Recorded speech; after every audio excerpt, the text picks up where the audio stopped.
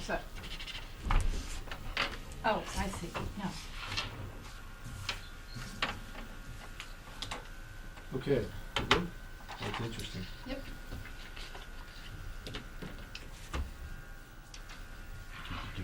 All right. Well, actually, yeah. Go figure.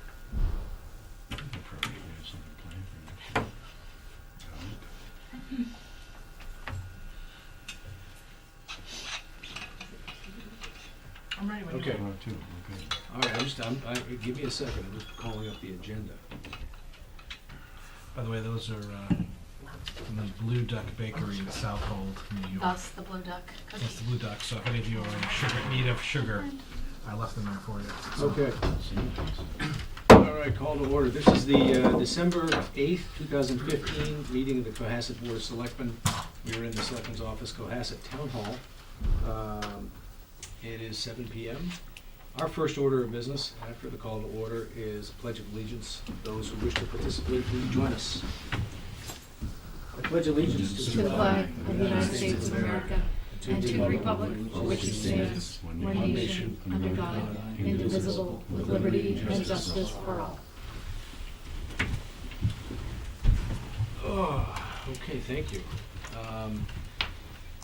First item on the agenda is public comment for any items not on the agenda. Do we have public comment? We have no public. We have no comment. Okay. All right. The second item on the agenda is the renewals for licenses, permits, and events. The first item that arises is for the MS Walk. Is there anybody here to talk to us about this? There was supposed to be somebody here, yeah, at 7:05. All right. I'll hold it.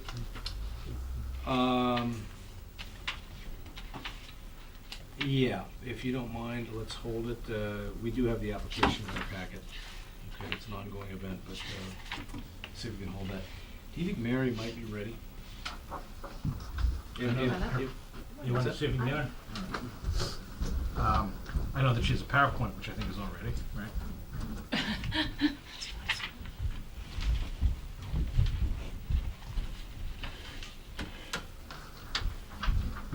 In the meantime, we'll sing and dance.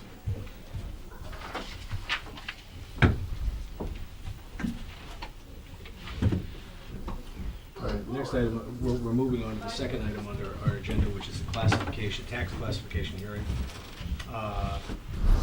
Mary Hi, Quill, everybody. our assessor, Ready making for it? presentation. You are. Uh-huh. What's that? This is a first. I was taking my time because it doesn't usually go off on No, time. no, I know, we had an We're item punctual. that arose that, Okay. so we're skipping over for the moment, we'll return to it. Works for me. My audience. Hunting the blue duck. Okay. I'm Mary Quill, Director of Assessing, and we're here to present the classification hearing. Okay, how do I do it?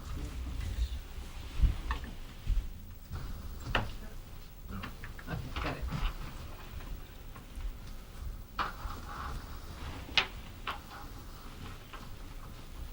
Okay, so the purpose of the hearing is to review the issue of allocating the local property tax among all property classes, residential, commercial, industrial, and personal property, and we do not have any open space in the town of Cohasset.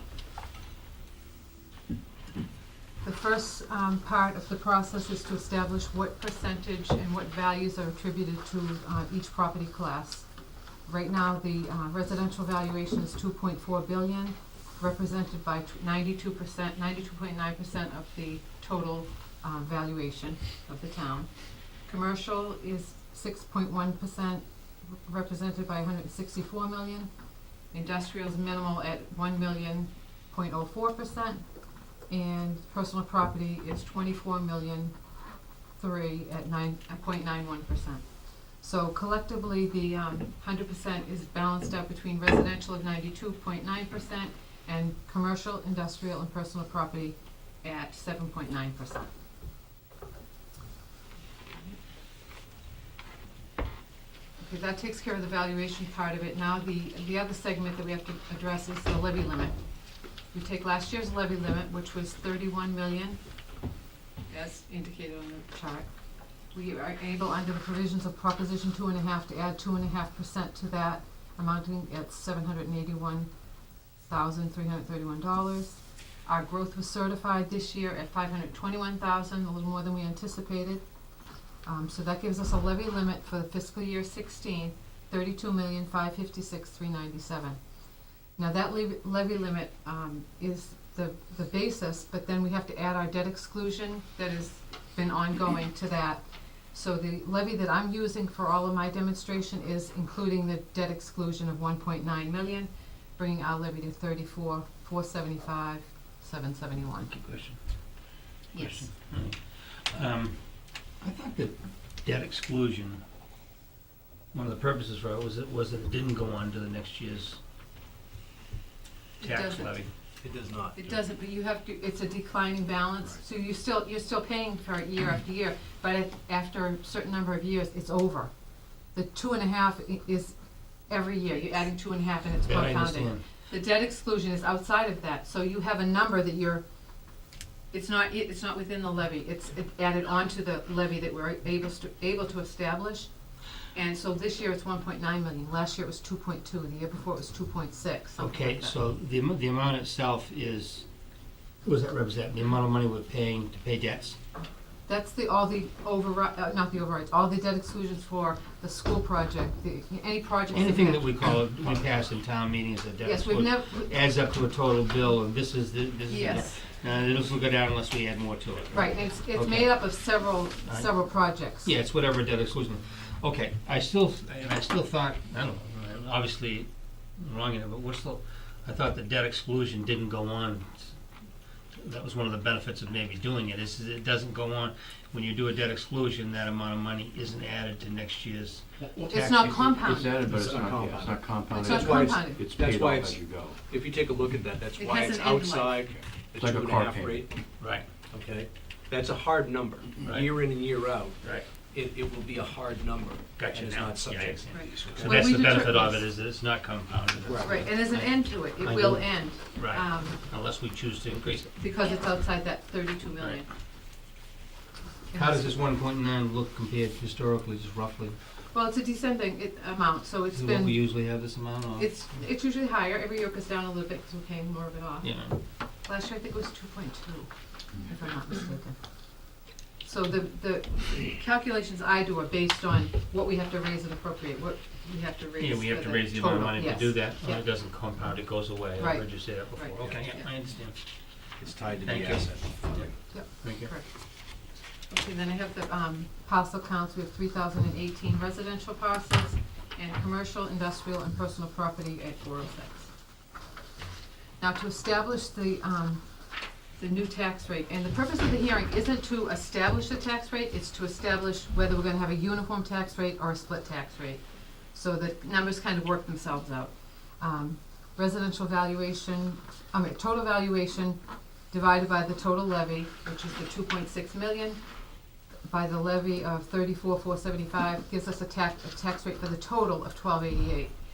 This spreadsheet is a breakdown of the residential share and the commercial, industrial, personal property share, just to support the fact that those numbers equal 1288 in all three calculations. But why don't do we ever consider the 1288? Not that I want to, but I mean, do we? No, 1288 is gonna be the uniform rate, this isn't the split rate. This is Right. everybody, this is just my way of balancing out the total and the What if we wanted total. to make it 1388? Well, we're gonna go to the next slide, and I think that will address your question. No, my only question is, could we do it if we wanted to? And I don't want to, but I mean, Well, we'd have to stay within the 50% shift that we're allowed to, Right. according to the Department of Revenue guidelines, 50% shift of the rate Yeah. itself. which is in the calculation of the split tax rate, which is the next page. Okay, so the 50% shift, essentially, it allows the commercial to pick up 50% additional tax that would reduce the residential by that same shift. So it's very complicated, but there's a minimum residential factor that we come up with. It's a factor that's derived from that shift and the percentage of residential compared to commercial, industrial, personal property. So if you follow on this sheet, the levy of 34 million, the residential portion of that is 92%. So this calculation of the residential share of the levy becomes 32 million. Once we deduct that figure from the total, the shift that we made has to be picked up by the commercial, industrial, personal property. So 32 million is the residential share, times the factor, reduces the levy for residential to 30 million. So we've shaved it down. We take that value, the levy divided by the total residential value, and we come up with 1239. But by taking that reduction to bring it to 30 million, we still have to raise the same amount. So we take the 34 million down below, the levy, less the residential share that we just created of 30 million, and then we come up with the commercial share of the levy that they have to raise. So because it's less, we have the levy divided by that figure, the 3,668,000, and that is going to give us a much higher tax rate of 1933. So by shifting that, taking it off the residential, we're putting it onto the commercial. So the minimum residential factor of 96% that's at the top, we can pick any figure between 96 and 100%. So I just, for the demonstration purposes, I make it 98% and 96% and 98%. So this is a less drastic measure of the tax rates on the second column. It could make the residential go from 1288 down to 1265, but the commercial would still go up from 1288 to 1595. Follow that? Mhm. Yeah, okay. All right, so the levy down below, the levy by the value, those are just the figures I used up above. So we're looking at the impact now on splitting that rate. The first, I've used property values of 250,000, 500,000, 750,000, and $1 million. And in order, okay, the first column is what the rate of 1288 applied to each of those values, what the tax would be. The impact of the 96% minimum residential factor would be the tax rates of 1239 for residential and 1933 for commercial. The savings is indicated below the residential column, and the impact that the commercial would have to bear is in the second column. So in order for the residential property owner with a value of $250,000 to save $122, it would cost the commercial property owner that's valued at $250, $1,600. So that's just looking more like a low value. If you look at the $1 million property, in order for a residential property owner that has $1 million value to save $490, it's going to cost the commercial $1 million property owner $6,450. So the shift is very dramatic for the commercial property owners. The town of Cohasset has such a small commercial base, and I could describe the second columns, but I think it's pretty self-explanatory. But the amount of commercial, industrial, personal property owners being total 406 parcels, and the town being over 3,000, for them, that concentrated group to absorb the impact of a split rate would be a huge burden for the commercial property owners. So as always, I think that was my last slide. Oh, and then they did an average. But my board, as always, supports a uniform tax rate. The last slide, though, if you want me to go over this, the debt exclusion is outside 2.5, and our current average single family, which the majority of town is single family homes, so I thought this was the best example. The current tax rate for fiscal 15 was was to 1271. The average value was 874, giving them a tax bill of 11,113. The current proposed tax rate of 1288, so we go from 1271 to 1288. The average has gone from 874 to 891. So now the tax attributed to the average single family is 11,482, an increase of $368, and that represented by 3%. The next step down, I dissected the debt exclusion. I extracted it from the calculations So of that 1288, the part of the tax rate that is attributed to the debt exclusion is 72 cents. Average single-family value of 891,000, the 72 cents, so they're paying $641 of their tax toward the debt exclusion. So outside of the debt exclusion, the rate is really 12.16. 12, yes. Okay. Okay. Okay. Yeah, and the valuations, how are those calculated year to year? Is that just based on the, That's the, okay, so the first, is that the first slide? yes. Yeah, okay. It broke down, oh, I think I just started over again. So $640 of the 11,400 roughly is debt exclusion. Yes, goes So if directly there's to no debt that. exclusion in town, everybody's bill would get down to $600. Right, and that's what's chipping away at that every year. So at the end of the term, I don't even know when it ends, I didn't really look at that. But it's part of the recap. Right. The DE one is there and it spells out every, I So could that's get what- that information if As you it needed goes it. up perhaps on the 2.5, it's going down on the debt, Right, right. depending how we And we manage can't it. calculate the 2.5, including that in the levy either, Right. so that's how we keep it outside of the proposition Right. 2.5. Okay, any questions? Board? Nope. No. Further questions? All right, our role in this is to adopt a tax classification. We can choose to adopt a split classification or a unified classification. Okay? Which then allows us to move forward in the coming tax year. All right, so I need a motion. I make a motion that we adopt unified tax classification for the year 2016. It's uniform? Yes. Second. It's a uniform tax rate. Second. Okay, further discussion? All those in favor? Aye. Aye. Okay, and one other thing, normally we hold the hearing over because we haven't had our growth certified, but this year, everything was certified before this. So this is the form that the board has to sign. It indicates the excess levy capacity of 14,029, which at this juncture right now, that's the number we're anticipating. So if you could sign this, and if that changes for some reason, something that the Department of Revenue tweaks in our recap, then I'll just reprint it and have you re-sign it, but I think this is the firm number. And So that's that's $14,000? 14,000, yeah, to the it's excess levy capacity, Oh, so so we we can go have- to a max, And then we sign off on the excess? yeah, that's part of the hearing. Okay, that was rather easy, Well done. thank you, Thank you very I'm much. glad you got it. All right, thank you very much. Thank you, Take care. have a nice evening, thanks Tracy. We had skipped over the presentation for the MS Walk. Do we have anyone here now to represent it? All right, board, just for the purposes of moving this along,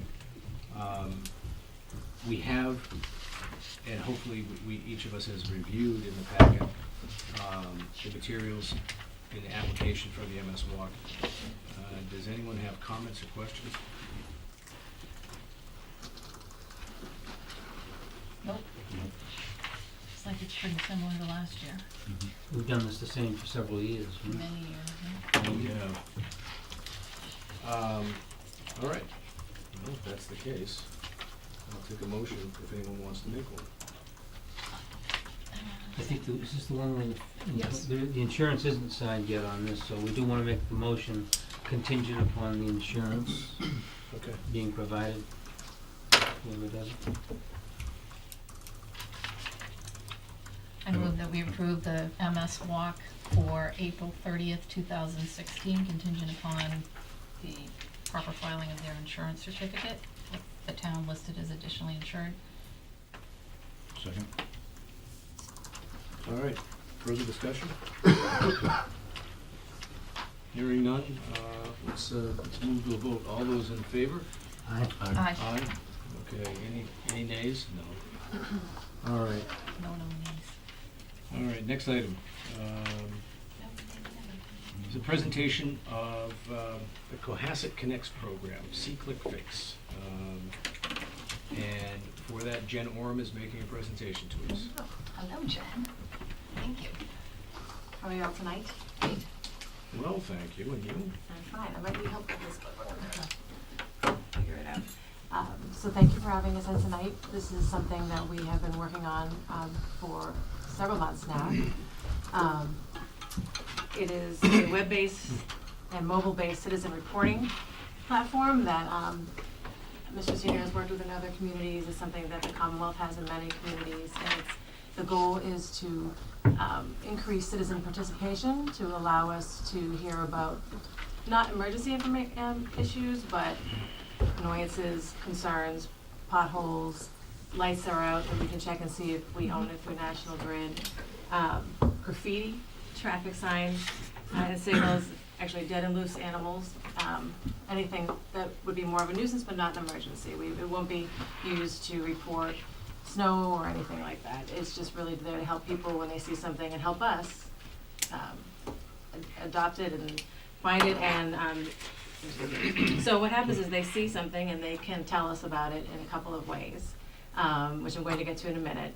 But I just wanted to back up and say that we had training amongst the staff, those who would be most affected by these. So DPW, building, myself, the police, and when people go to utilize this program, which I'll explain how we do in a moment, we on the back end make sure it goes to the right department.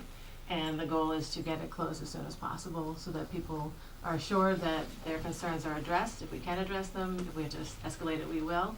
And also close it out so they know it's done. So there's two ways to do it. You can download it on your phone, which I'll show you in a minute, or you can use it on your computer, and it's linked onto our website. And we recently added to several sections on the website, which would allow people, if you're going to go to building because you have a concern that would fall under this criteria, it's there. If you come here, it's there. Just so people can find it a little easier. And another fun thing we did, which we'll get to in a minute, is create a video, which will be uploaded in the next week or so, as soon as I have my own YouTube account. So the training went really well. We did a soft lunch over the summer. We've had examples, and I think it's gone well.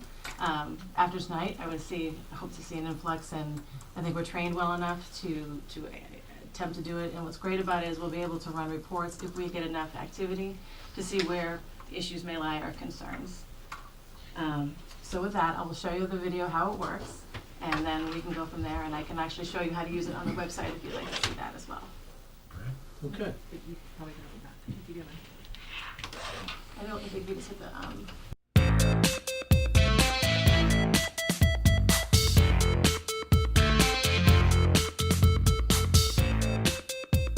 Introducing Cohasset Connects, powered by C-Click Fix. Cohasset Connects is a mobile and web-based app that allows town residents to report non-emergency community issues through the town. See a sign with graffiti on it? You see it, click it, fix it. It's that easy. Want the app on your phone? Download it from your app store. Search for it under C-Click Fix. Rather use your computer? Just go to www.cohassetma.org and click on the Cohasset Connects link. There you can submit the issue you are concerned about. When we receive it, we get that issue to the correct department and start the process of fixing it. You can go online anytime to check to see the status of the issue you submitted. Help the town of Cohasset address anything from a pothole, a streetlight outage, graffiti, and other non-emergency issues. See, click, fix. Try that sometime. So we're going to put that up in the next week. And now the real goal is to really spread the word. And because in a sense, people they call all the different departments with issues. We always address them, but this is a great way to also track them. And remind us, we all get busy, and we like to respond and have good customer service. So I think it was pretty clear how to utilize it. If you go to the website, I could show you, but I think you can see how to do it. The App Store, you can go to any of them. It's under C-Click Fix. You would search it under C-Click Fix, and it is customized to Cohasset when you press on it. And we're going to keep making tweaks and improvements. We're going to have more fun videos that'll be make it more engaging to the citizenry, and encourage people to be more engaged and tell us about more issues that are concerning them. So That's great. are there any questions? You said you had a soft launch. What's it been used for so far? So we've had 2 streetlight outages reported. So those come to my office, or our office, and so I call National Grid and confirm whether we own the light or not, and then we have it fixed and turned back on. Once we know it's back on, we close that. We've also had noise complaint, which we addressed, a pothole, and actually someone did call about that sign, so we used that as an example, and I put it up, I did a test launch, so if you wanted to go in and look, you could go tomorrow or right now, and you'll see that the sign is up there, and I complained about it, and tomorrow I'll close it, cause it's fixed, but it's going well thus far. Go ahead, please. So do all of them come to you? Are you the triage nurse? to So speak? thank you for asking that. So because there's a drop-down menu as to what issues it would fall under. So some of those are clear, like pothole goes to DPW. And lights would come here, other comes here, animals would go to police, abandoned vehicle go to police. So that is sent out, but I can go on the back end and make sure things are being followed up. So that's the other thing. When this is up and running, you set a time each day and check it to make sure that things are being followed up, and then, you know, reach out to somebody if, just ask why we haven't responded, if there's an issue. Because sometimes there are other issues that are holding things up, and then I could comment and say, just an FYI, this is why this is being held up, but we're still working on it, just so you know. Right. That's fantastic. Go ahead, please. Yeah. When I lived in Arlington many moons ago, they had a 1-800 number for the county. This is going to be a lot quicker and a lot faster. That was one of their early, call, leaving messages fixed. I think this is going to be great, especially if it can, when you enter what's needed, if it can get partially earmarked towards a given Exactly. division, which would make it a lot easier. This particular program actually came out of the mayor's hotline that was established by Mayor Menino way back when. I tried it a couple times, it worked very well. And the people that made the commentary or the complaint were really impressed. And one was something to do with street sweeping and so forth. It got addressed, it got followed up. There was an email afterwards saying that it was taken care of. And in fact, and another one was a noise complaint. I don't know if that was the one there that I turned in, but both cases, the citizens said, "Wow."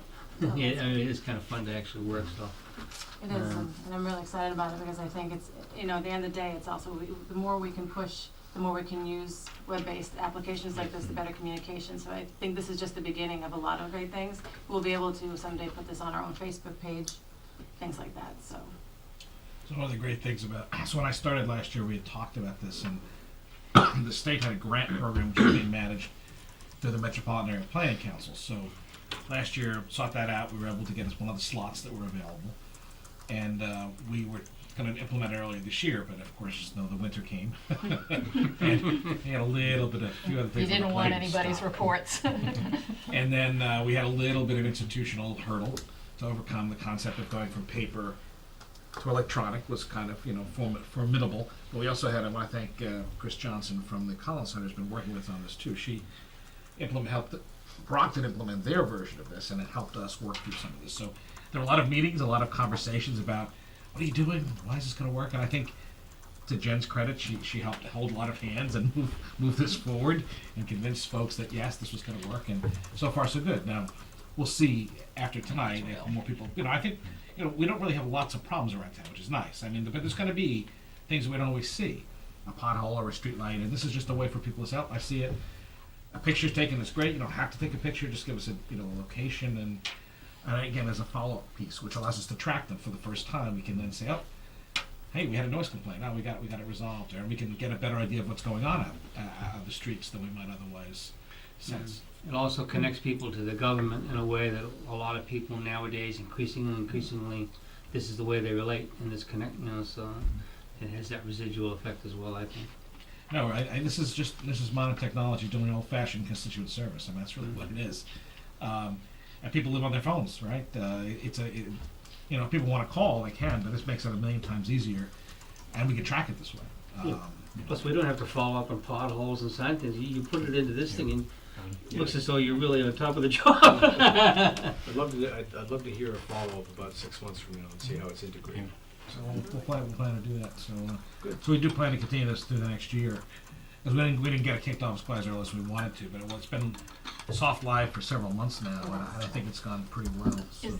Is it data collection too, so you'll be able to easily pull a report together that we've had, X number between these periods of time, this number of reports of road issues Yes. or whatever. So that Actually, we can larger cities use it just for that, particularly Cambridge and Somerville and Boston. I sat in on a webinar where they pulled those reports often where they have a lot of issues. It's also, if you went from town to town, it would pick you up in that town. It's Oh. it's very smart. Wow. And the back end, if anyone ever wants to come in and see the back end and have me show you, there's a dashboard that will show you the different issues and the measurements of how many we have of each. So it's really easy to use, which is great. Great. So this is the kickoff. This is the Very official good. This is kickoff. the official Very kickoff. good. It's terrific. Thank you. Good. Thank you so much. Thanks, Jen. Thank you. Thank you. Championing this, yeah. I absolutely hate me with my pothole report. I have a friend that calls me all the time, and tells me where there's poison ivy encroaching on the sidewalk. We're gonna have frequent flyers, I'm sure. Now I just take a picture. Yeah, send it in, yeah, you're absolutely. done. Is there All any right. concern that people are gonna, like, report every single Concern? little thing? Like, for example, roadkill.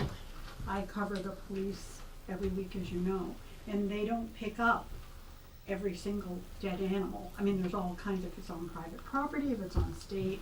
And then, like, is there also a fear, like, someone calls up and says, oh, there's a pothole or a sign that you gotta get out and do that, like, No, I pronto? I mean, I think That's no, my- it's, that would I be no, my- I'm not afraid of that. I think it's actually a benefit because, quite frankly, we should grade ourselves on how we do anyway. But I think it helps the reporting mechanism, and quite frankly, I'm hopeful that this will divert some things that shouldn't go to the police. I mean, they'll default to call the police. Yeah. The police don't need to know if there's a pothole. The police don't need to know if there's a dead animal unless it's obstructing traffic. And I think it'll help us manage this better. And quite frankly, I only have anecdotal information on animal kills. For example, I was talking to one of my colleagues today in another community, and he had some numbers from another community about how many deer hits. I mean, we don't really know, and I think quite frankly, this will help us get our arms around this a little bit better, so we can say, hey, we really have a problem. We have to do something here. Because right now, a lot of this is very anecdotal, and which is, it's just that. It's not really factual. It's perceptual. It's funny, in my prior community, we went to a similar system, and potholes was the big thing.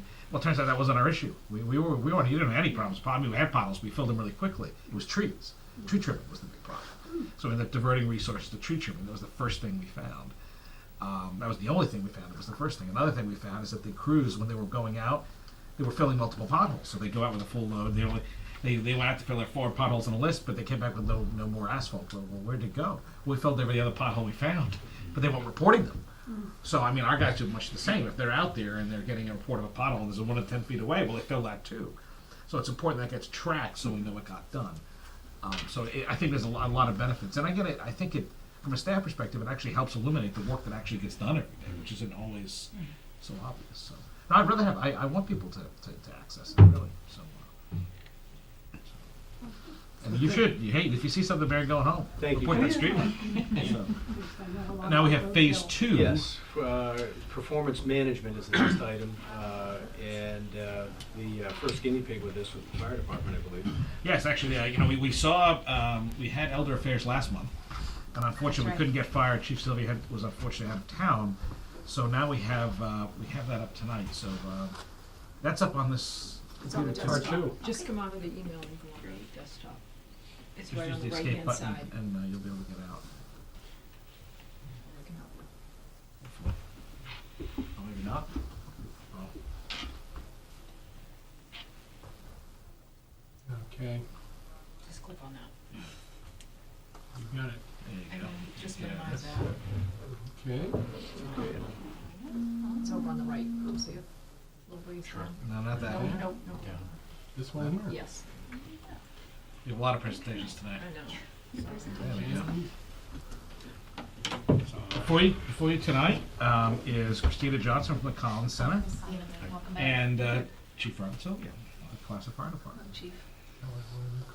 Did you see the slideshow? So tonight we're going to talk about some ongoing work that we've been doing in the fire department. Been in the fire department a little longer than you've been in Elder Affairs. Been there about a year. And we've been doing some work on improving response times and have done quite a bit of analysis around all parts of response times, the dispatch part of the response time, the turnout part, which is how long it takes to get the apparatus out of the station, which we'll go into in some more detail, and also the travel time, so the time it takes to get from the station to wherever we're going.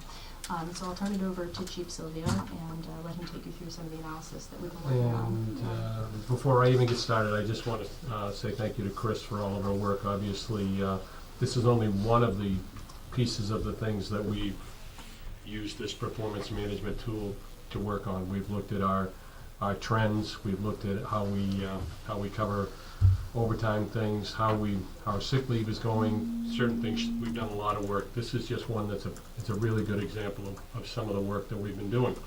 So, that being said, the first thing we talk about is response time. So response times, this came out of a conversation that we had regarding what are we doing because we only have one firehouse and we used to have 3, and how does that affect people that live outside of certain areas and everything else. That was the genesis of what we got started with.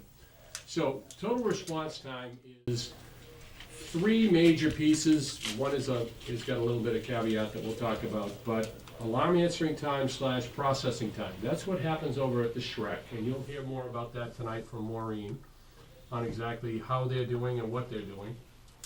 The next piece is the turnout time. So in the firehouse, when the folks at the communication center push the button, the tones go off at the station. The turnout time is the amount of time it takes from that point to the wheels hit Elm Street.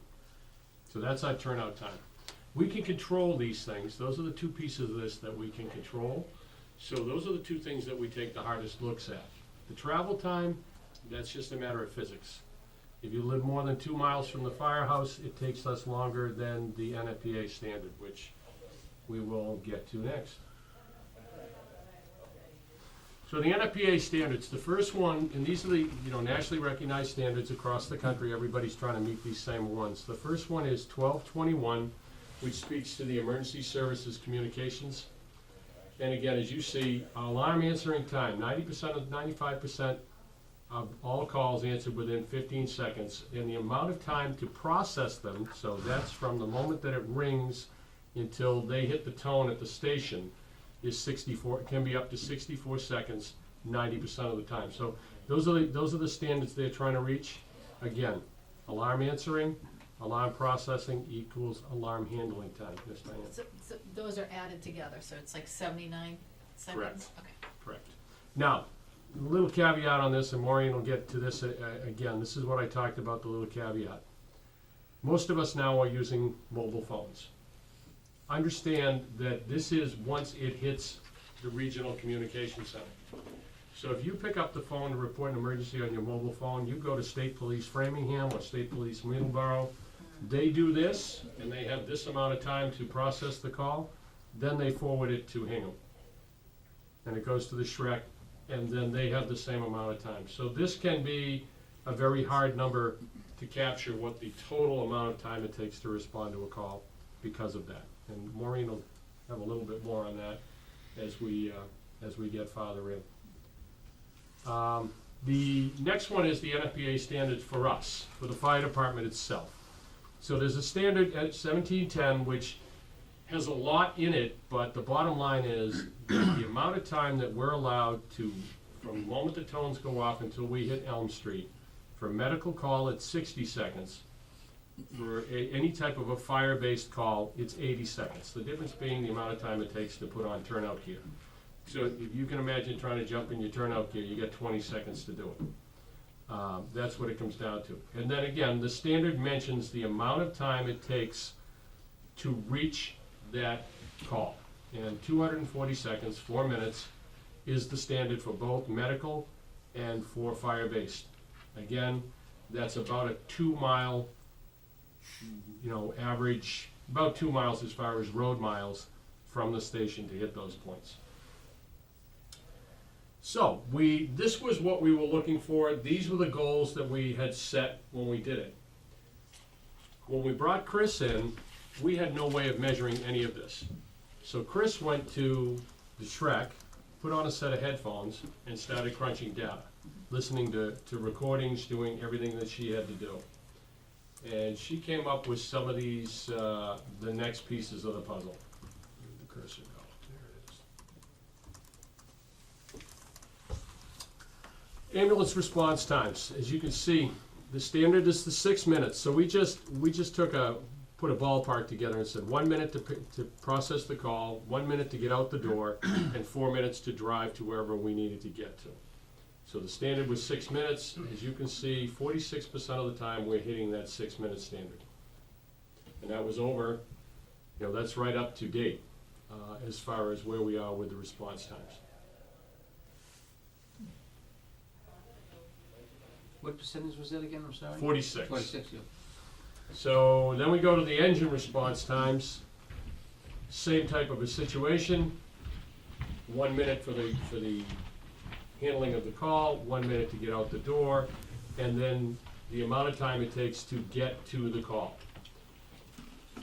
Slightly longer response times. 36% of the time we're meeting the standard. Part of the difference is the speed that the vehicles travel, obviously. So when we go to a medical call, the ambulance goes out the door first. When we go to any type of a fire call, the engine goes out first. It does bring the averages up. It doesn't speak to how far we drive, but these were just the response times. As you can see, from 13 through 15, they're pretty much where they are. So we come to this, the percent of runs meeting our turnout standards. So that was the overall time it took for us to get to where we were going. So we took a good hard look at this. What can we do to improve that amount of time? And what we can control at the fire department is our turnout standard, the amount of time it takes from tone to street.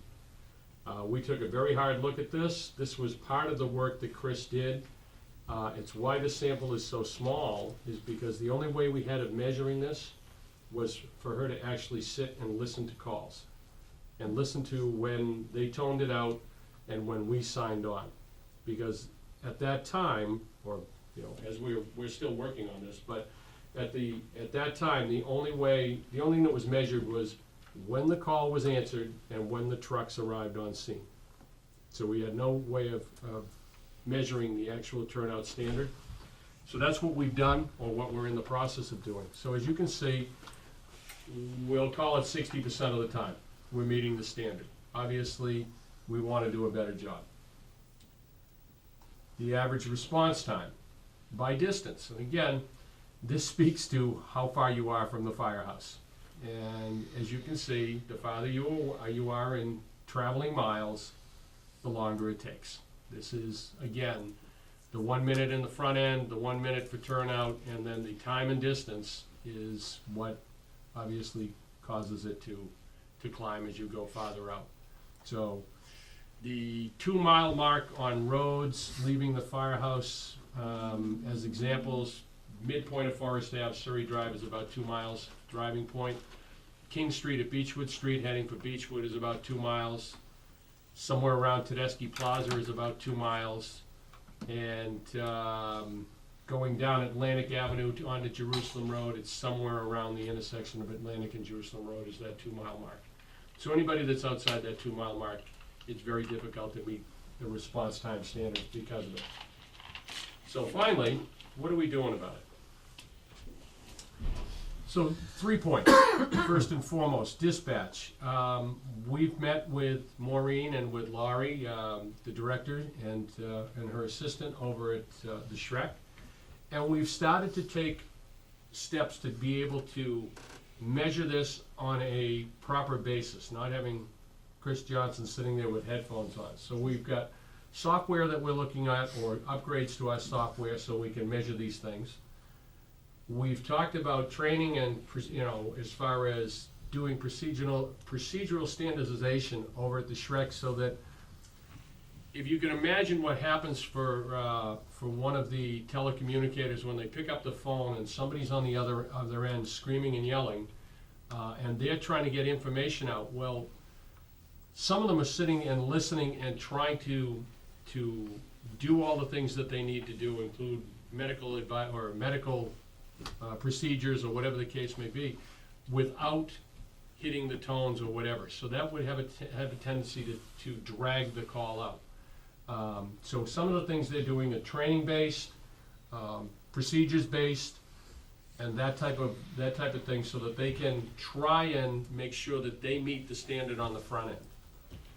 The station alerting system, through the state 911 grant, we have put up a fiber loop that connects all the police and fire stations amongst the 4 communities, and we are putting up what they refer to as a Zetron system.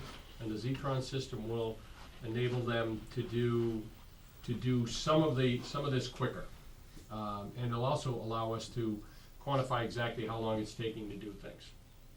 As far as turnout goes, again, through a state 911 grant, we have put mobile data terminals into the fire trucks and the ambulances, which we have never had before.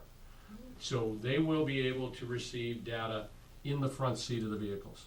So they don't have to sit in the station waiting for updates or whatever before they roll out the door. The software improvements, same type of thing. We're trying to get the CAD software to talk to the records management software and to incorporate the new Zetron software so that all of these times will be collected so that we can then analyze exactly what we're doing and make sure that we're performing to the levels that we want to be, and all of that is going to happen. And then finally, travel. Well, unfortunately, the MAPC study is going to tell us again what this 1960 study told us, and the 1974 study told us, and the 1996 study told us, and that is if you live within 2 miles of a fire station, we can reach you in the proper amount of time. And there'll be recommendations, I'm sure, that will probably mimic the ones that all the other studies said, and that is the second fire station somewhere in the vicinity of Sawyer Street and Route 3A is the place to go. So, that's what I've got so far. Couple of questions.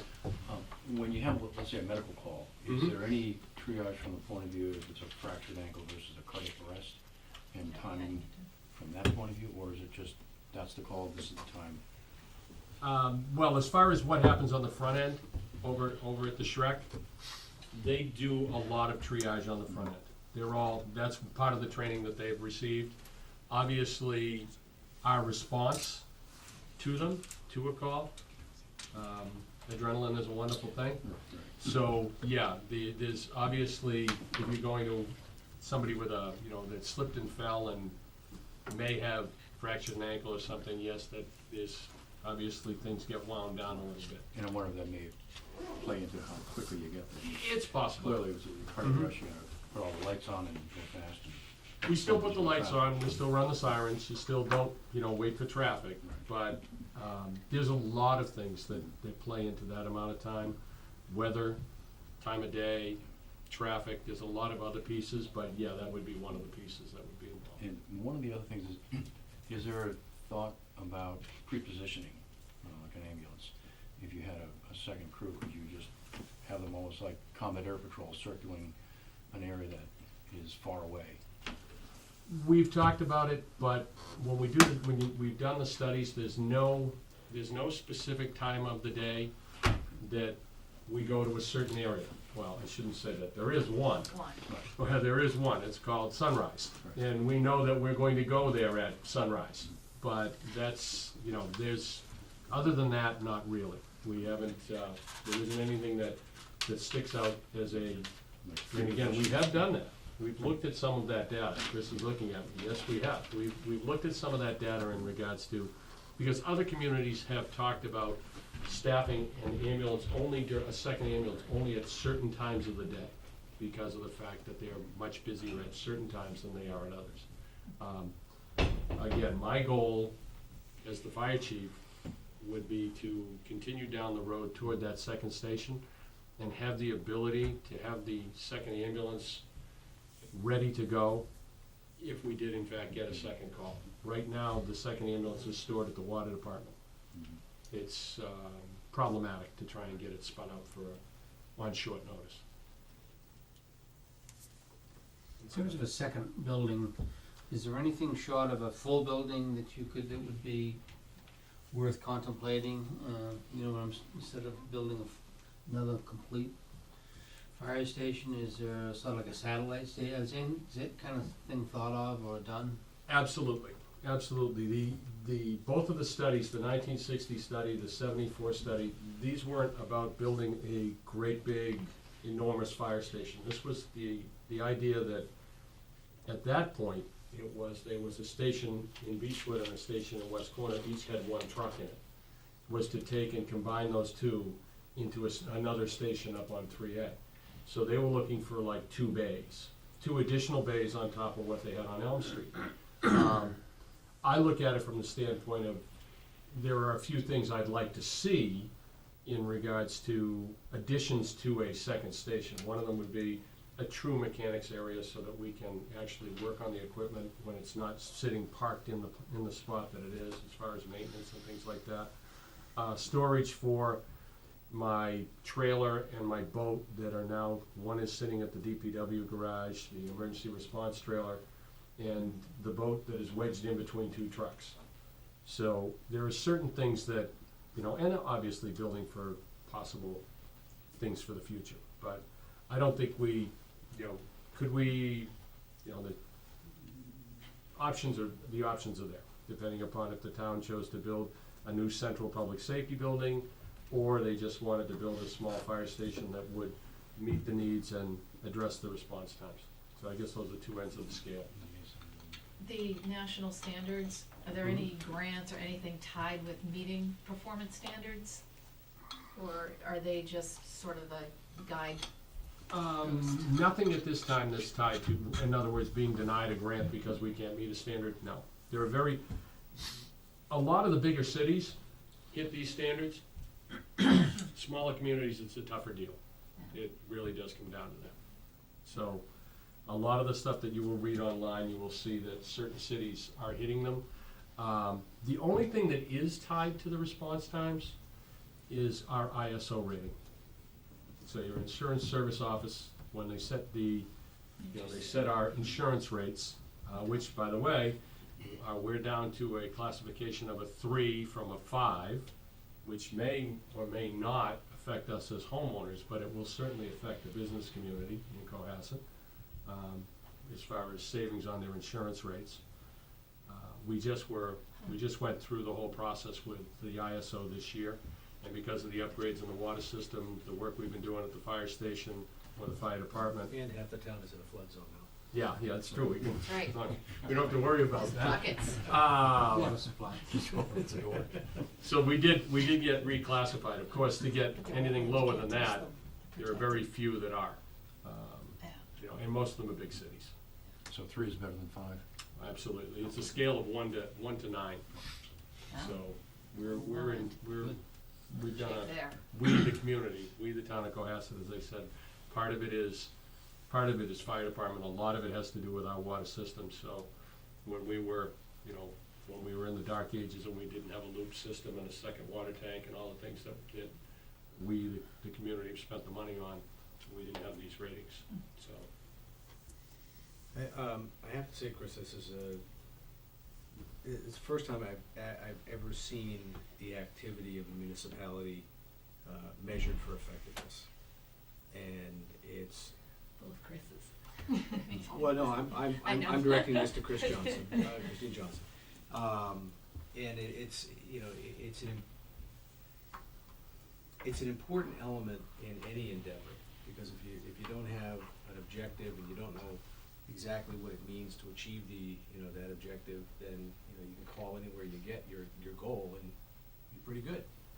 In this case, the goals have been known for some time, but the question is how do we perform at meeting them? And while I'm sure the chief would like to improve rapidly, I think the element that sticks out is that there's a level of consistency when you look at the data. There, as opposed to a great deal of variety with respect to response times or travel times. No, it does drive home the point that there are areas where you can manage your output, and there are areas where you can't. But everything that's within your control you can address, and that on its own is a tremendous learning tool.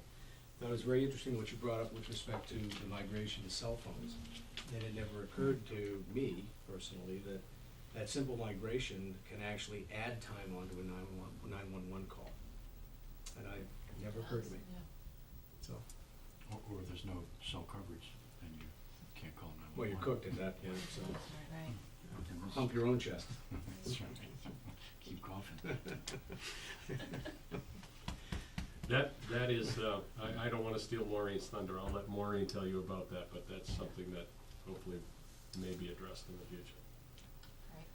Well, this has been a very valuable, again, Chris has been able to, bring this third-party outside perspective and also very, very highly skilled in just assessing that, again, as you've heard, literally, we discovered as we started this process that, well, we can't even measure this because she had to literally listen to Sit there. phone calls because the systems weren't spitting the data out. Now, Yeah. as the chief points out, we're getting very close to being able to do that, though. This Z-Tron, right? The Z-Tron is part of it, yep. We're gonna be able to track, and he's actually brought this back to the Shrek, which is actually great, because it doesn't just affect us, it affected everybody. So this upgrade is gonna allow everyone to track, because again, the single biggest piece that they can control is the turnout.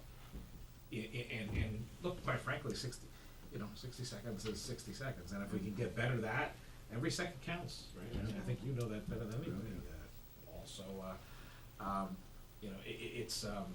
it's good. I mean, we didn't know before, right? And as you pointed out, Steve, well, you measure.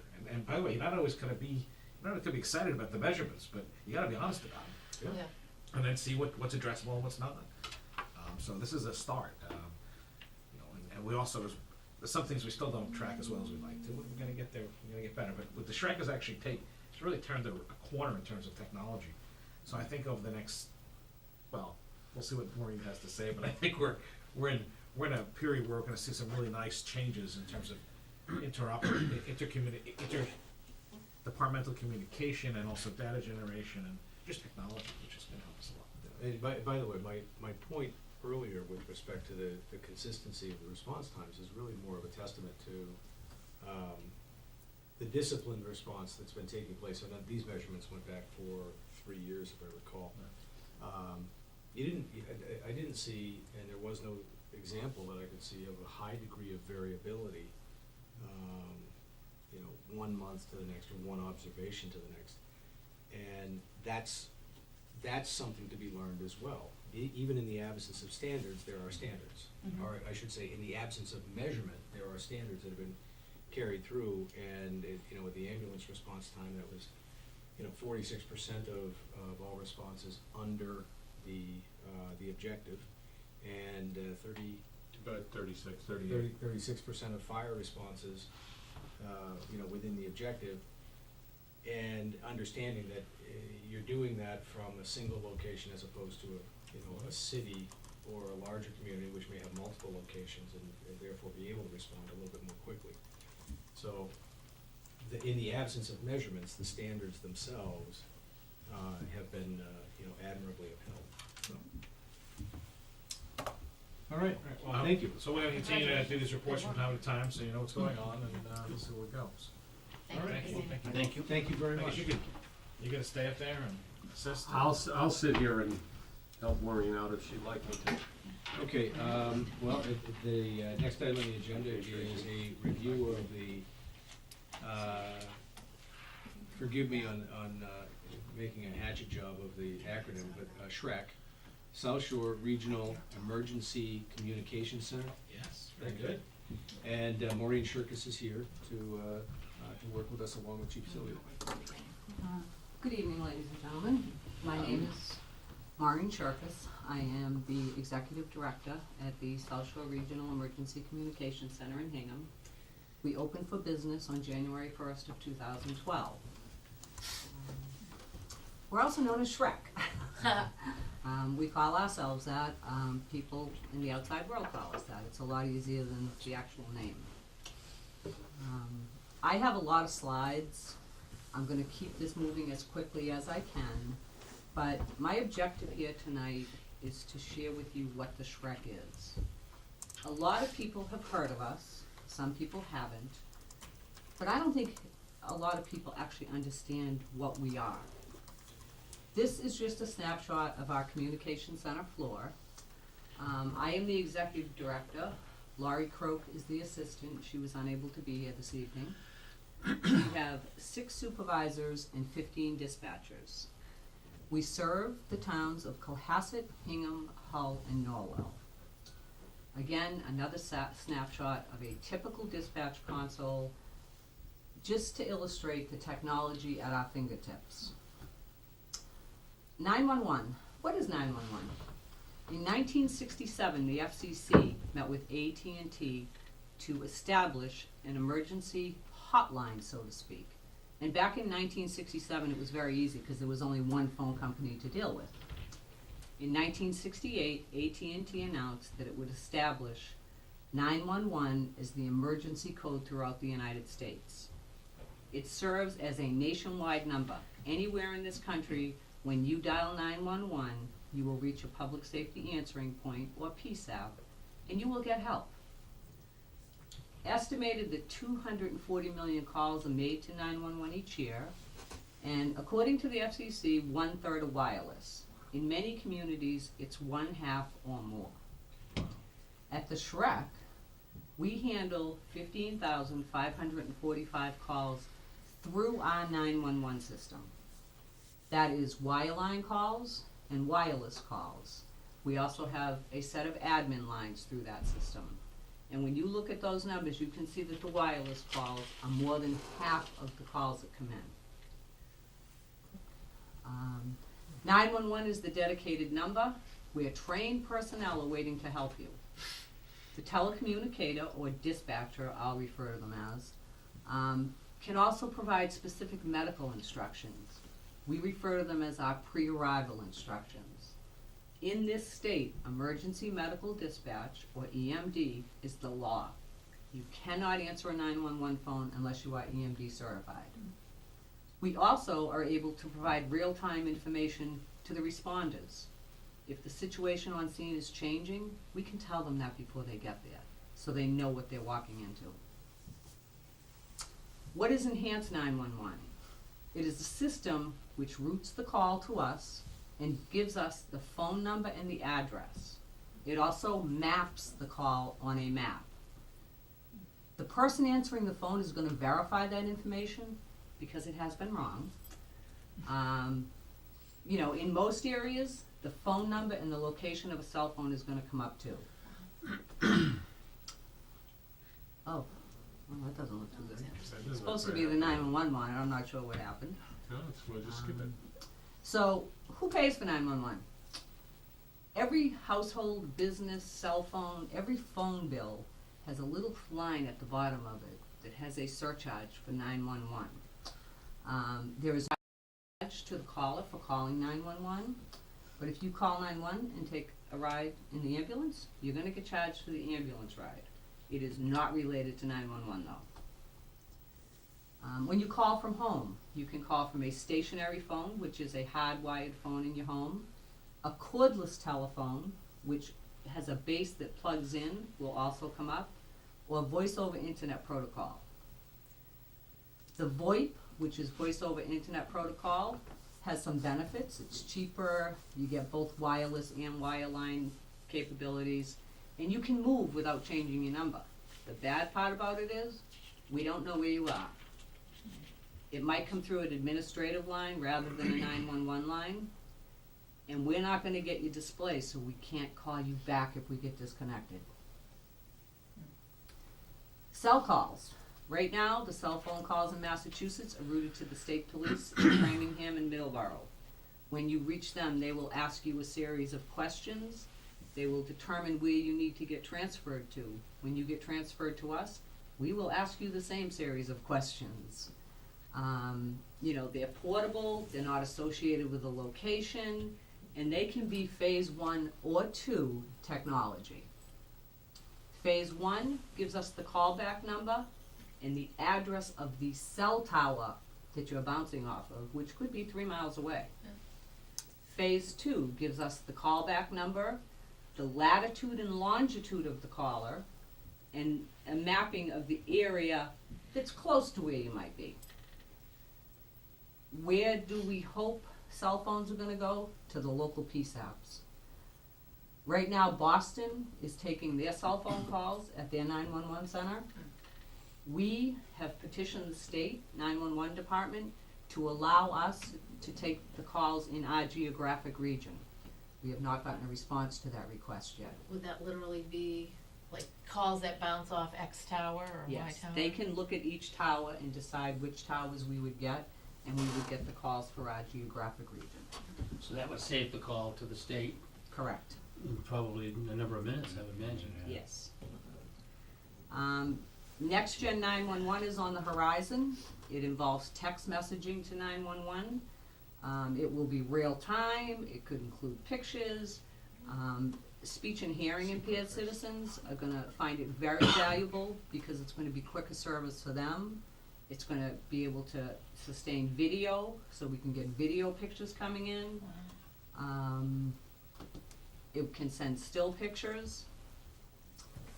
What is a REC? What is a Regional Emergency Communication Center? That's kind of a big paragraph, so I'm going to say it's a joining of towns bringing their PSAP into one location. The PSAP provides enhanced 911 services to police, fire, and medical service dispatch. Again, a snapshot of our floor.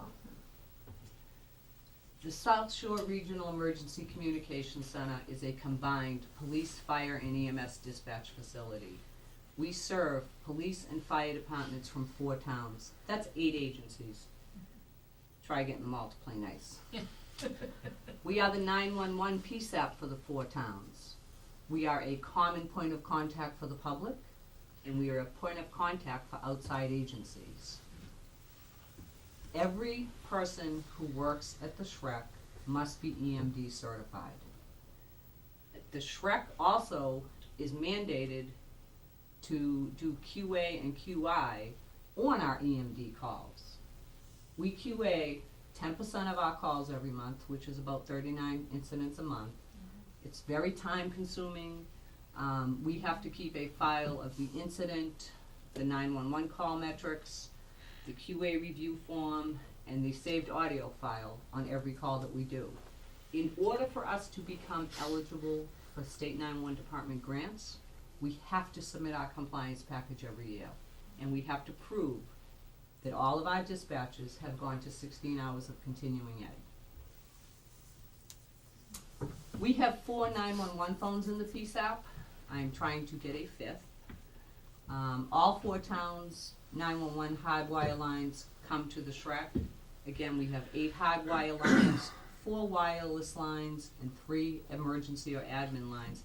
I think you're gonna see a shift between the hardwire and the wireless lines in the future. Cohasset is our smallest town. It has 1 police station, 1 fire station, and it is the only town that is in Norfolk County. Hingham is the largest, with the largest population.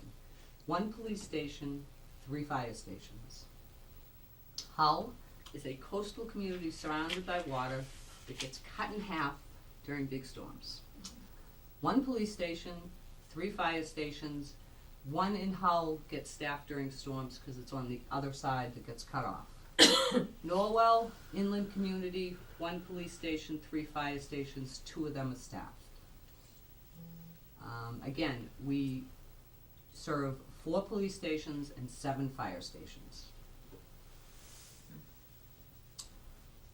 The public safety telecommunicator, also known as a dispatcher. Years ago, the dispatcher was an afterthought. It was mom working 4 to 12 to make some money. Public safety communications has become a profession. It requires a unique set of training. It requires commitment from the people involved. It's professional, and people have to have a sense of duty.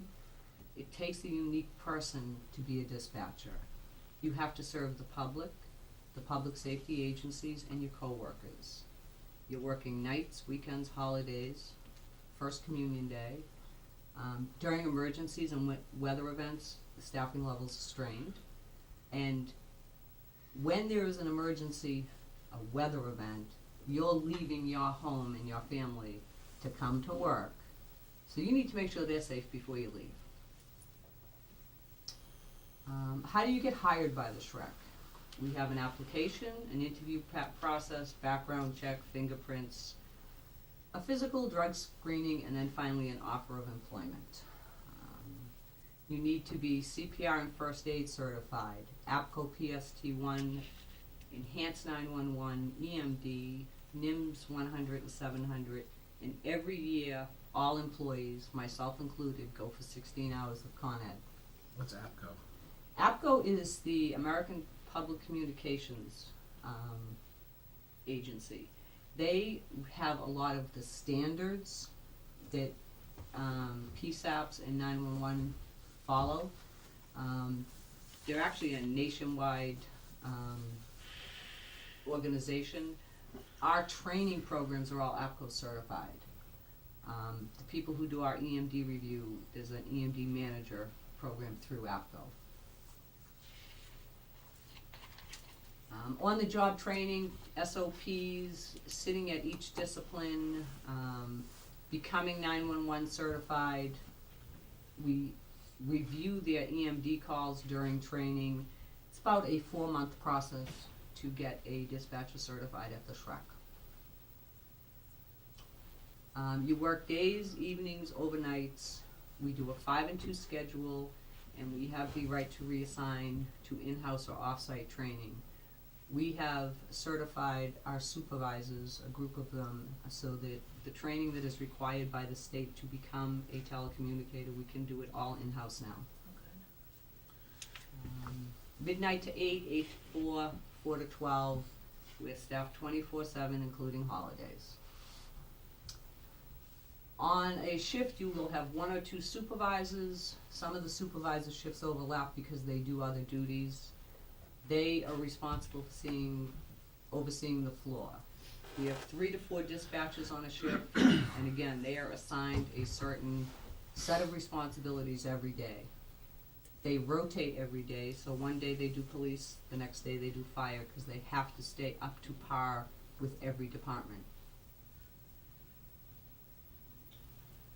We have 2 rows of dispatch pods with 8 individual consoles. I refer to it as 4 pods with 2 Ps in each pod. We have large wall display monitors, a locker room, mailboxes, specialty equipment, which is 911 equipment. We also have some fire alarm equipment in the room. Again, a typical console, they're all ergonomically correct. They go up, they go down, you can stand on your head. Dispatches on 3 shifts. We answer 911, we dispatch on the radio, we answer business lines, and they do log entry. There are 4 independent police department radio frequencies, 4 fire department frequencies, the Zetron fire department system, and we also monitor mutual aid radios of our surrounding communities. That's just a snapshot of our radio console. A lot of buttons. It's a lot of buttons. And again, we can, we have all our departments, we have all the area departments. During, I think it was Nemo, Situate went down and we were taking all of their calls. So on the business lines, we take over 100,000 calls on the business lines in 2014. So you combine that with the 911 system calls and you're up to about 120,000 phone calls. This is our radio and phone screens. They're next to each other at the console. Computer-aided dispatch. Every town has a numeric code. We can geocode the address. So if the address is a business, that information will self-populate. The information from the 911 system will automatically backfill into our CAD. Not to cut Maureen off, but this Q88 will be the stuff that we'll be able to see on the mobile data terminals in the trucks. Got it. So everything that, when they populate that stuff, we'll be able to get that information real time. You say the business calls, are those, so if someone calls the local Cohasset Fire Department, they're gonna go to you first? The departments have phone trees, but a lot of callers don't listen to the phone tree. And there is a thing on the phone tree that says, press 0 for dispatch, and a lot of them come to us. Okay. Some of them we can help, a lot of them we have to transfer back. And you get up 100,000 of those a year? Yes. That was a snapshot. I don't know why. We're trying to get out in the community. A lot of people don't know us. A lot of people don't know about us. I've answered the phone and, people still think they're calling the local department. So this was, we went to Hingham Family Fun Day and set up a table and gave out pencils and trinkets for the kids. Funding, we charge each town an assessment. We also are funded by state 911 department grants. We have a support and incentive grant and a training and EMD grant that helps pay for our training costs. Development grants are huge. That's okay. The Shrek, the construction of the Shrek was funded with development grants. We've done radio infrastructure work. We just completed a 25-mile self-healing fiber loop. The Zetron fire station alerting that the chief referred to should be online by the end of January. That's not only gonna give us a better capability to get the calls out, but we're gonna be able to track them because it's computer-based. We have a portable radio program going. We've taken an inventory of all the portable radios in all the departments. We've started replacing the oldest radios first, and we're continuing to replace radios. The mobile data terminals that were mentioned, police departments have had them. They're new to the fire departments. Every police and every fire department that belongs to the Shrek have just been issued MDTs for their vehicles. They will be able to see the CAD screen in front of them now. And that is so important because when a call comes in, you answer the call, and as you're talking, you're entering the call. You get it out as quickly as you can with the, cardiac arrest. You then go back and type additional information that you're getting from the caller. And as we're doing that, they will now be able to see that information. And again, these are only a few of the projects funded by 911 development grants. The Shrek has received over $7 million in development grant funds. Any questions? Excellent. Very complete. How many of you have toured this center? Toured it. No, So, well, let me know. We'll set up a time for you to get down there and take a look at it and see the behind the scenes. So, they're open 24/7, so I don't know why well, if we finish up, how many regional emergency communication centers are there in the state, you know? There are, I'm gonna say about 5 that are actually up and running. The state has had this push to get regional centers online. There are 2 that do it all, us and Neshoba Valley. And when I say do it all, we answer the phone and we dispatch. A lot of them answer the phone and transfer. We don't. So I consider only 2 real ones. Yeah. The Shrek was the first. Yeah. And it was a bumpy road because we had no model to follow. We have come so far from where we were to where we are today, and I'm proud of that. Absolutely. And again, we didn't have a model to follow. I have people coming in every week and saying to me, can I come down and sit with you for an hour? Because we're thinking of doing this. Can you help me? How did you do this? How did you do that? It's an up and growing trend. The state has to minimize the number of PSAPs. There's 240 some odd PSAPs. With next gen 911 coming out and the technology that is involved in that, Towns aren't gonna be able to. Put it in. And a regional center is different. It's not your one horse town. When we were separate towns, you had one dispatcher sitting in the police station. Now you have a room full of people, so when there is a big event, fire, and I use that as an example, you're not by yourself. Right.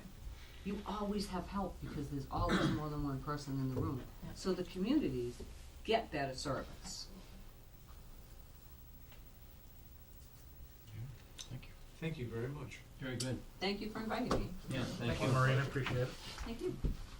You're gonna have 4 visitors soon. That's fine. I think people need to know what we do. You have posted meetings. 5, actually, I think occasionally. Mary Ford wants to come to visit me too. Yeah. Or Amanda. We did You have posted a meetings Yes. occasionally. Oh, yeah, Yes. yes. tour of it when We we have were monthly here. board meetings. So those posted on our calendar, the board meetings? I believe so. Yes, they are. Yeah. I'm sure. Yeah. 4 town managers serve as the board directors. Well, thank you once again. Thank you. Much appreciated. Thank you. Thank you, Maureen, appreciate it. All right, folks, we move along now to selectmen updates. Thank you. Kevin? I'm all set, thank you. Diane? I'm all set too. Thank you. Thank you. I did a lot of work with kits, I'm sorry, Steve. Personal Careful coming- experience? Yeah, careful coming down Sawyer. Rolling away late at night, from one beach. Deer. Actually, a deer. DER. Oh, big deer, Yeah. yeah. They're not Santas. There is a need to thin the herd, but we'd rather not do it. I'd rather not do it off the hood. They're running from the Blue Hills. They're running from the Blue Hills. Yes. We could yes, use the and- excise tax though, for moving it. Sixty-four didn't make it. There are three different items that I have. Number one, the follow on from your item. If you happen to see a deer crossing the road in front of you, I'm sure you're going to enjoy the sight of wildlife so close at hand. But remember, typically they travel as more than one. So just because one's trotted away, be careful for the next one that might follow. And they do make one hell of a dent, and actually, more often than not, the harm that comes to people is because the car will take the legs out from the deer, and the deer will end up on the windshield. And there's very little to protect you in the other than the windshield. Second item, I'd like to wish a very happy 29th birthday to my colleague Kevin McCarthy. Happy birthday, Kevin. Thank you very much, appreciate it. You're quite welcome. And thirdly, I did want to mention a letter that we received in our packets from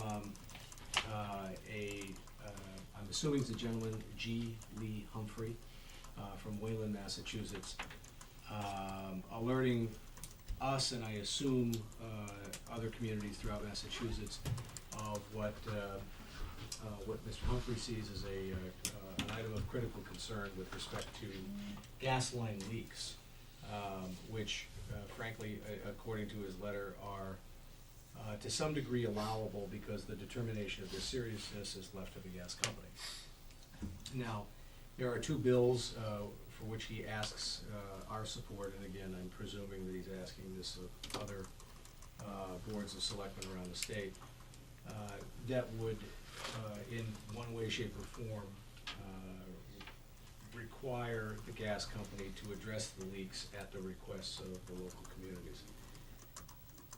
The letter caught my attention, firstly because it was constructed in a very logical, composed way and seemingly held items of fact that would make anyone sit up and take notice. Having said that, I'm not asking for anybody's action on this evening, but I am asking that we investigate the facts as they're presented to us to determine their validity, and we could do this in a couple of ways. I'd very much like to find out through the appropriate source, Chris, with respect to this letter, as to whether or not the facts tell the whole story. Is that, and from our standpoint, is that handing that over to our engineer, or is it a matter for public safety? And then secondly, is this something that we could ask the gas company to come forward and address us on as well before we take action? I will explore both. And I know that the Chief Sylvia and I have talked about this issue when it became a little more public a couple of months ago.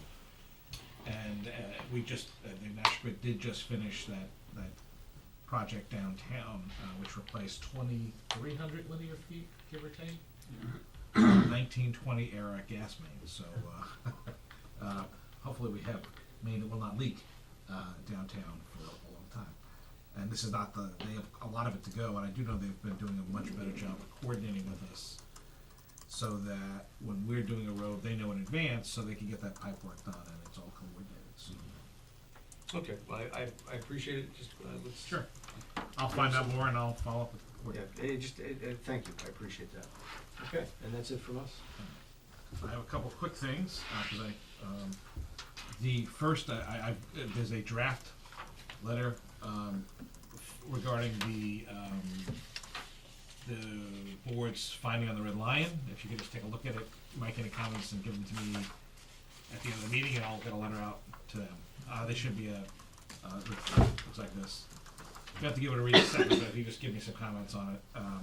Short, sweet, but if you want to change it or make any modifications, let me know.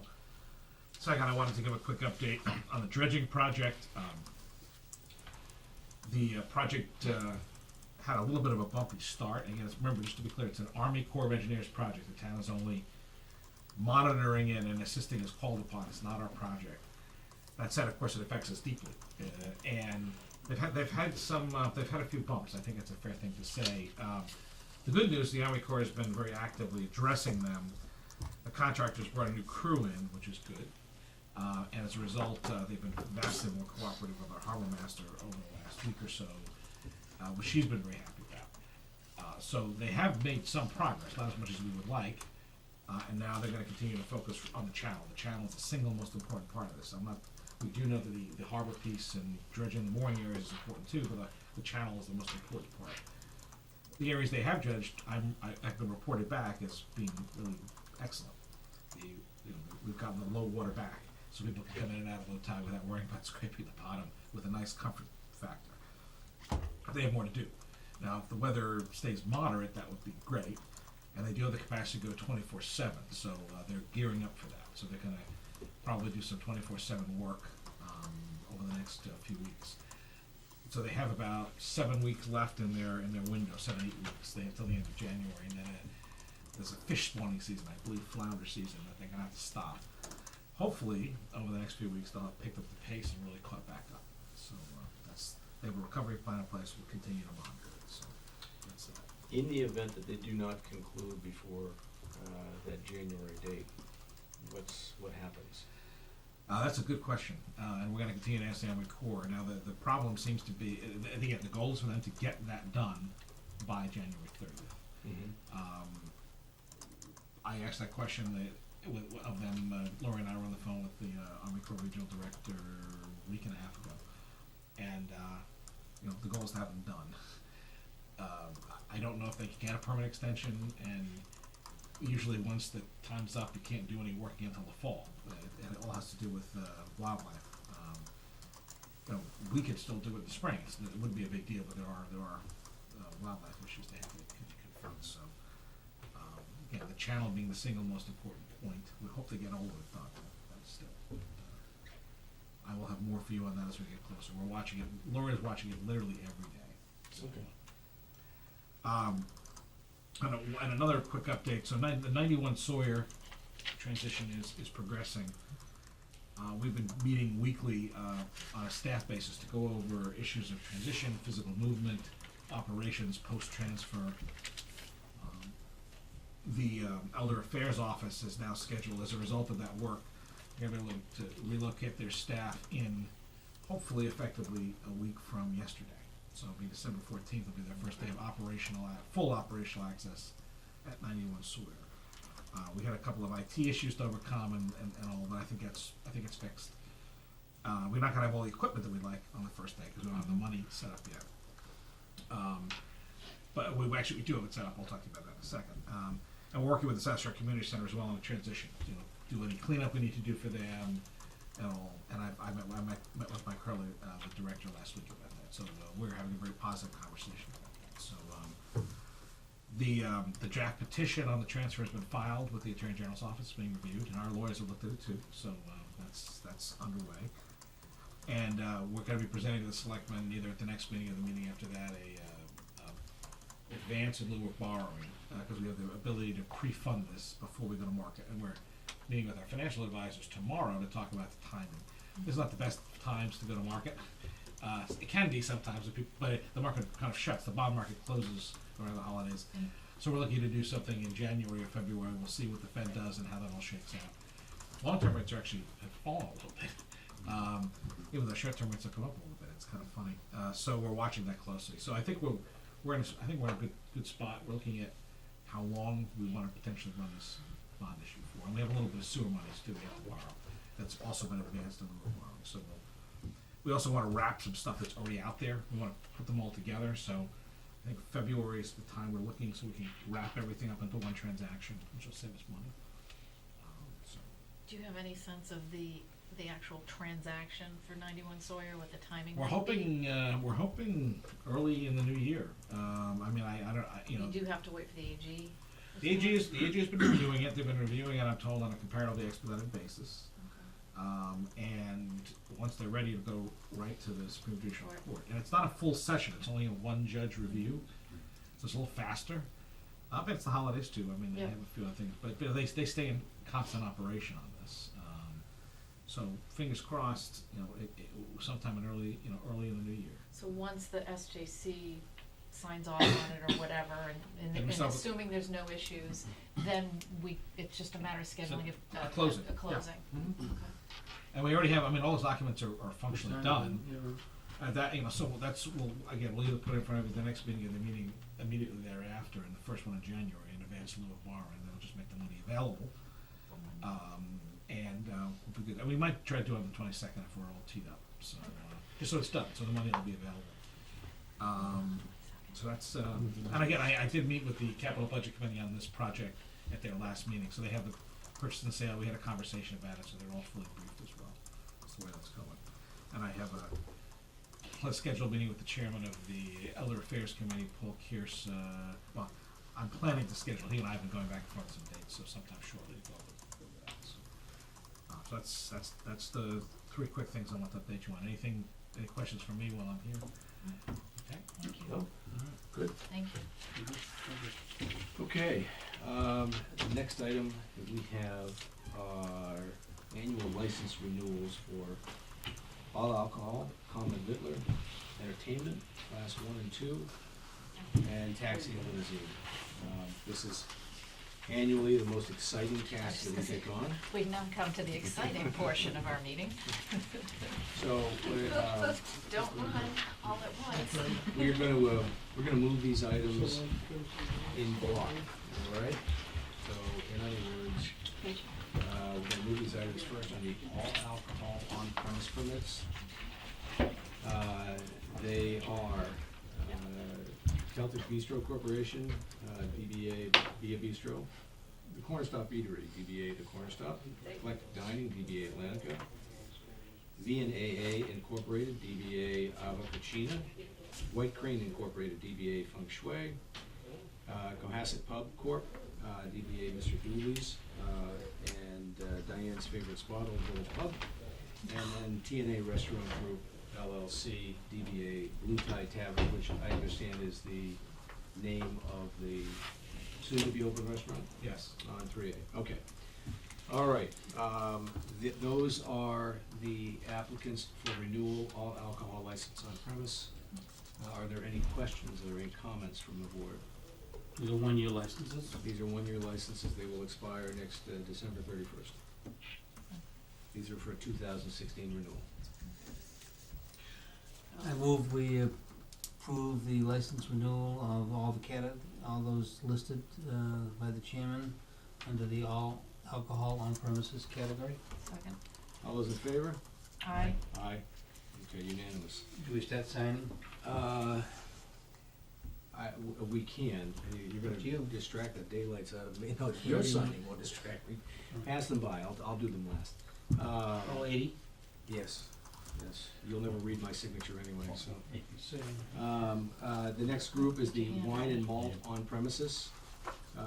There are three applicants here, Cohasset Pizza Company, DBA Victoria's, 3A Pizza and Grill, DBA 3A Pizza and Grill, and the South Shore Playhouse Associates doing business as the South Shore Music Circus.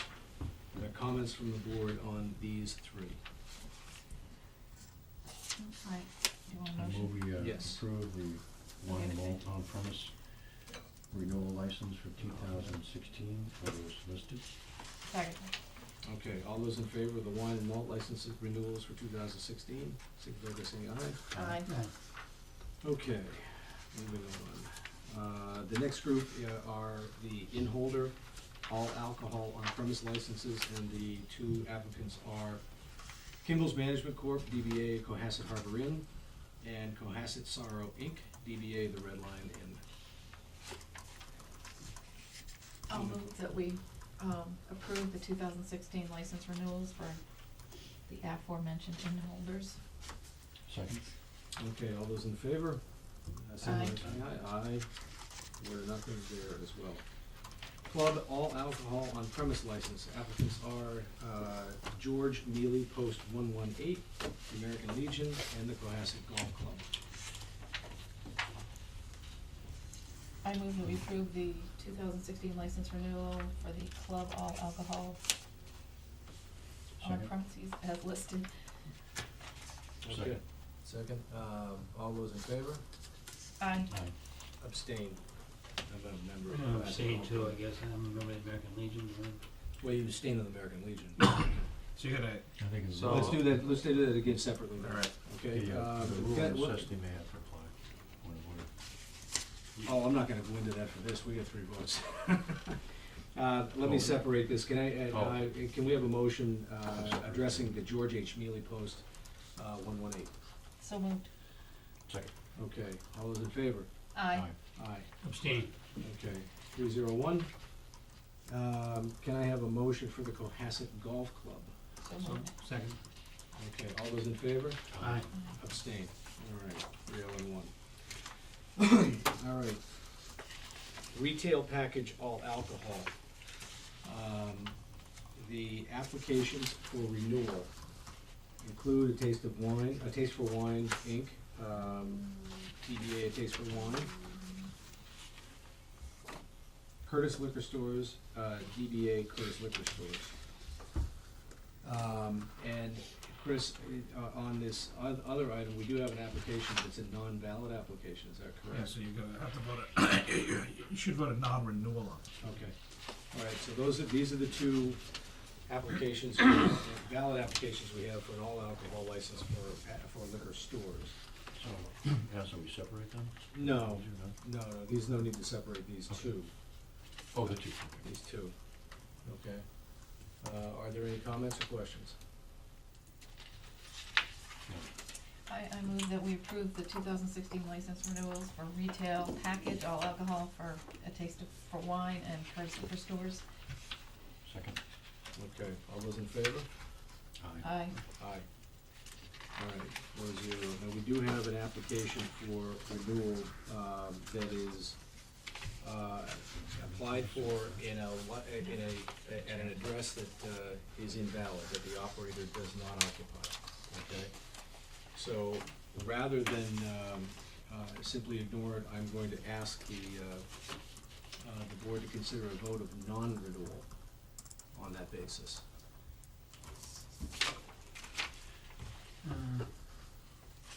And I move that the board acting in its capacity as the local licensing authority vote to disapprove the renewal of the all alcohol package store license issued by Sagent Enterprises LLC DBA Cohasset Village Wine and Spirits. The licensee cannot be renewed due to the lack of a legal premises.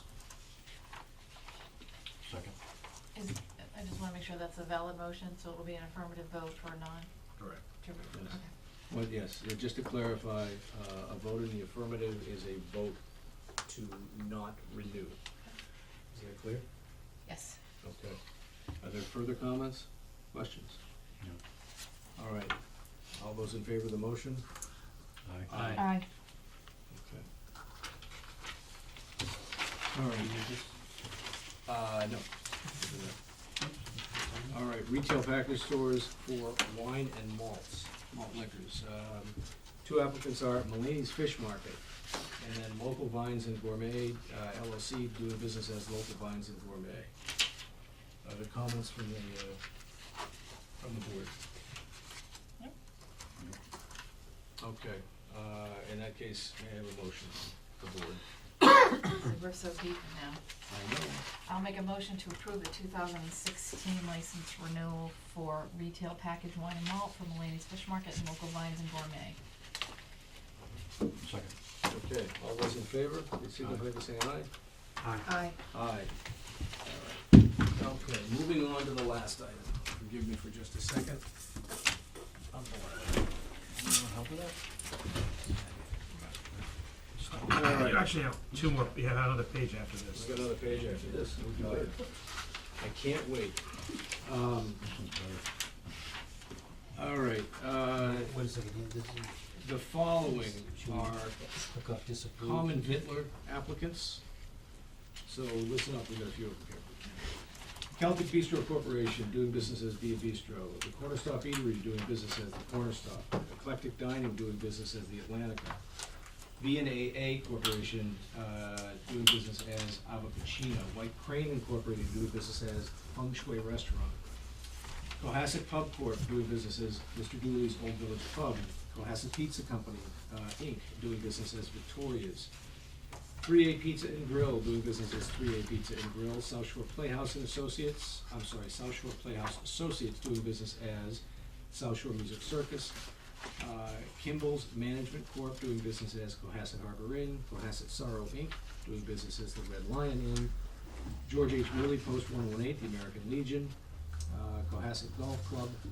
Cohasset Pizza House, 5 South Main Street, 5 South Main, Bake, Atlantic Bagel, Cohasset Donuts, H&I Donuts LLC, Dunkin' Donuts, French Memories, JJ's Dairy Hut, JJ's Junction, Lido Juice Bar, Daily Press Juice Bar, Olympus Grill, Papagino's, Starbucks, and Peel Pizza. Are there further comments? If not, then I ask for a motion to move all of these, with the exception of the George H. Mealy Post and Cohasset Golf Club, which will be handled in separate motions. I approve the common victor of the license for those mentioned. Exempt George Mealy Post and, what was the other one? Cohasset Golf Club. Cohasset Golf Club. Second. Okay, all those in favor? Aye. Okay. Entertain a, go ahead. I'm sorry, I just wanna ask a clarification question on the disapproval, we still sign it? Yes. Okay, thank you. All right, may I have a motion for the common vitler for the George H. Mealy Post 118? That's so moved. Second. Okay, all those in favor? Aye. Aye, Abstain. okay. And same thing for Cohasset Golf Club, may I have a motion for that? So moved.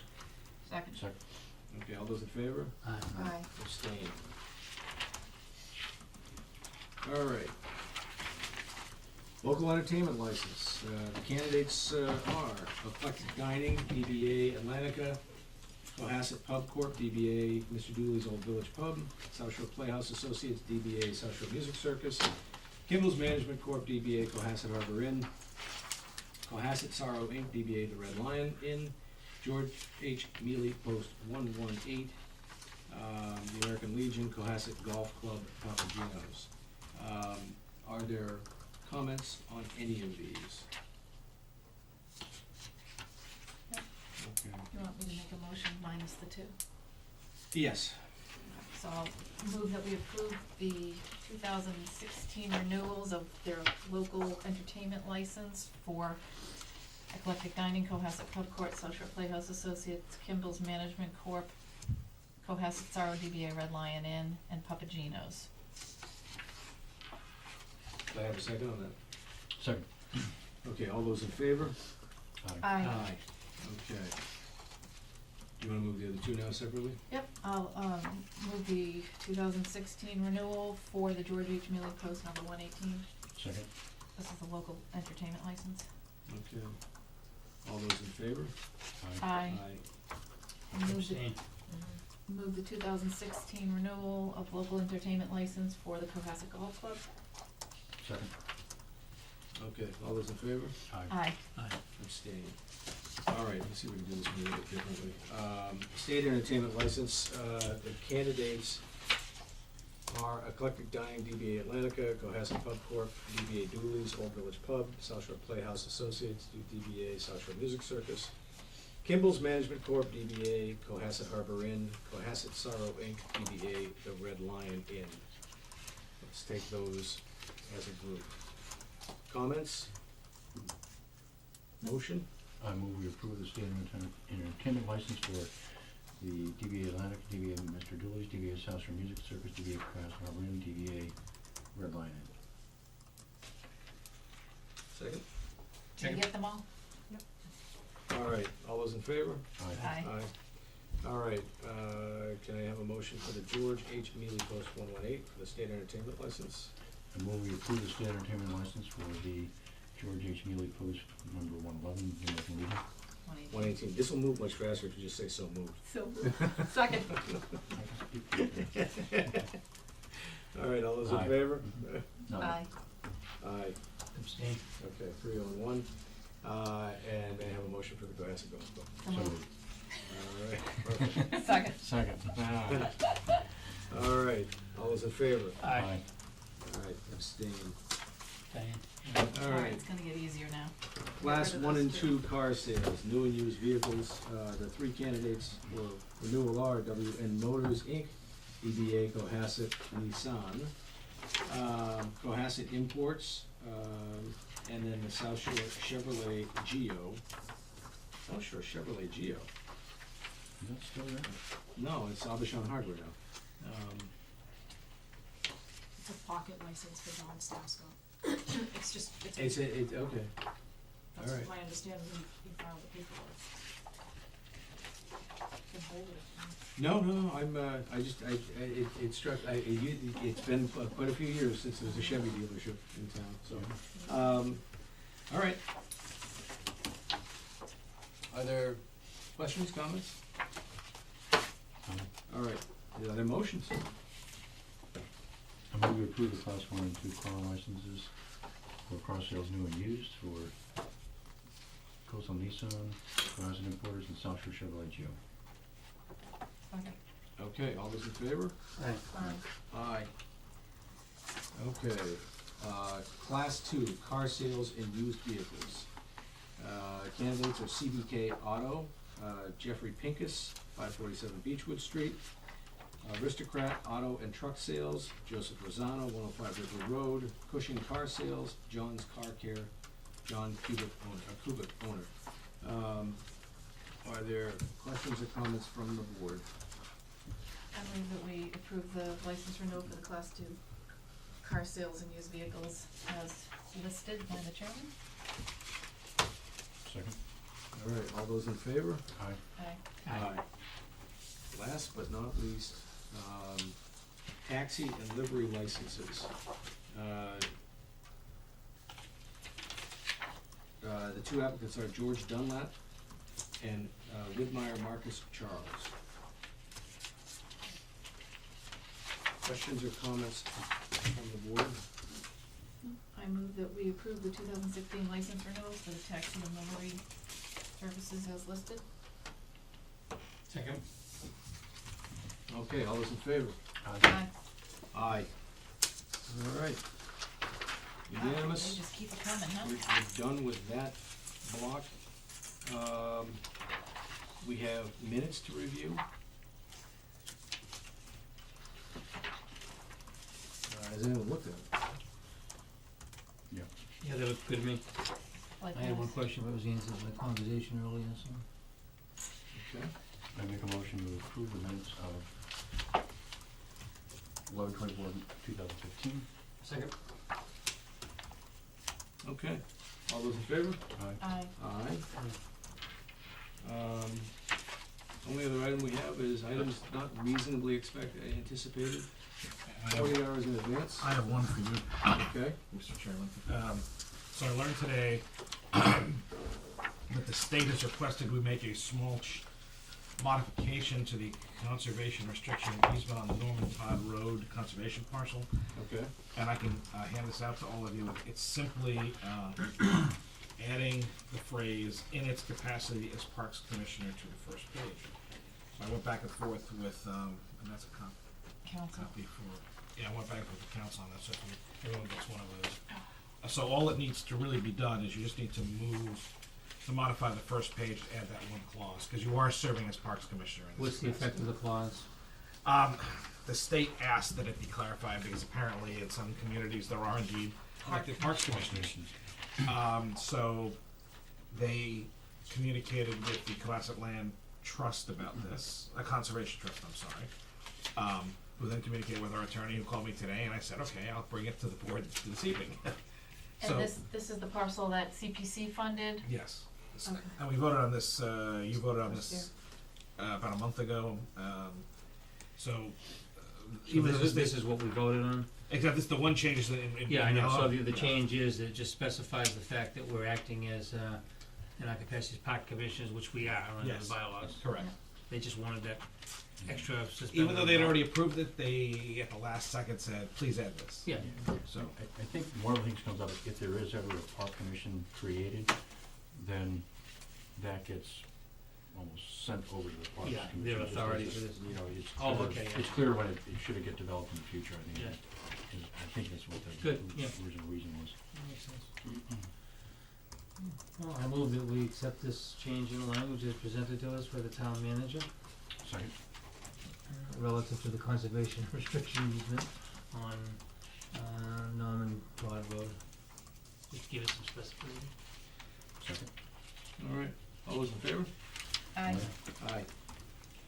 All right, folks, we have one more item that was presented to us, but while it is, it's not our urgency, it's something that I prevail upon you to address this evening. We received an email from Mr. Heinrich Luchens, who is the manager at the Red Lion Inn, requesting that we extend closing hours for January 1, 2016 to 2 a.m. From, I believe it's currently 1 a.m. Is that correct, Chris? it's midnight. It's midnight. Well, I'm not asking the board to make a decision this evening. I'm asking the board to recognize that as a business owner, they would in all likelihood prefer an answer sooner rather than later. Whether it's positive or negative, they'd like to make appropriate plans. We can discuss it tonight if you'd like. Otherwise, it goes on our agenda for the 22nd. I'm willing to discuss it tonight. I mean, I would think it would be important for them to advertise their hours for New Year's Eve. Okay. My only question is, the request actually is for this year and next year, if you What? read this quite literally. I recognize that that's the request. At the chairman's discretion, the chairman is requesting the board only consider 2016 because the board will be comprised potentially by different individuals next year. I think that's best left to the board next year. I totally agree. I just wanna make sure that that's clear, I don't that know. we're just discussing Yeah, the I would first just part do- of his request. I just do this here too, but, you know, I don't know, but we shouldn't, I'm not a big deal one way or the other, I suppose, but we shouldn't consider noticing this so that, you know, we think about it, because the next meeting it is close to when their day is, but then again, they could have got this request in a month ago. I'm just saying, you know, I mean, it's not, usually we do have we just had him in for a hearing on something which is being cured, I realize, and I don't know whether this is something that's worthy of having a hearing so that if anybody wants to comment or alert us to anything, and there also are other businesses in town that may want the same consideration. I just throw this out for our deliberation. Yeah. I Well, don't know, what do you think? there is some clarification on this as you read through the email, in that these are for private events. So these are not for, the request is not for a public opening hours. So I have to assume that the flip side of that is also true. That is to say that they would still be restricted by their current operating hours with the exception of this public event. I'm sorry, this private event. Where is that at? Is that the Zoom? Right here. For private events. So if it's a private party on New Year's Eve is what we're saying? Yes. Not that they're, Not that the bar is The open, bar would be open open. to the public. and, again, does Atlantica have the same thing? And I don't know, I just, This is something that we've done before, not that it's, we have, yeah, we've extended the hours for private events on New Year's Eve, just because for private events, the shut-off time is midnight. They'd Right. have to be out of there by midnight Right. and cleaned up by 1, so, you know, I don't know that it's hearing worthy, but I appreciate the thought about, noticing it. Well, quite obviously, time if there's anybody precedent. else requested this of us, we probably should give it to them Right. for private events. And Sure, I'm thinking of what other businesses around in town, I right, do see, I think you have an important point there about it is New Year's Eve. What are you right, gonna do? right. Start drinking? 11:45. Yeah, I think that's right. I mean, New Year's Eve is once a year.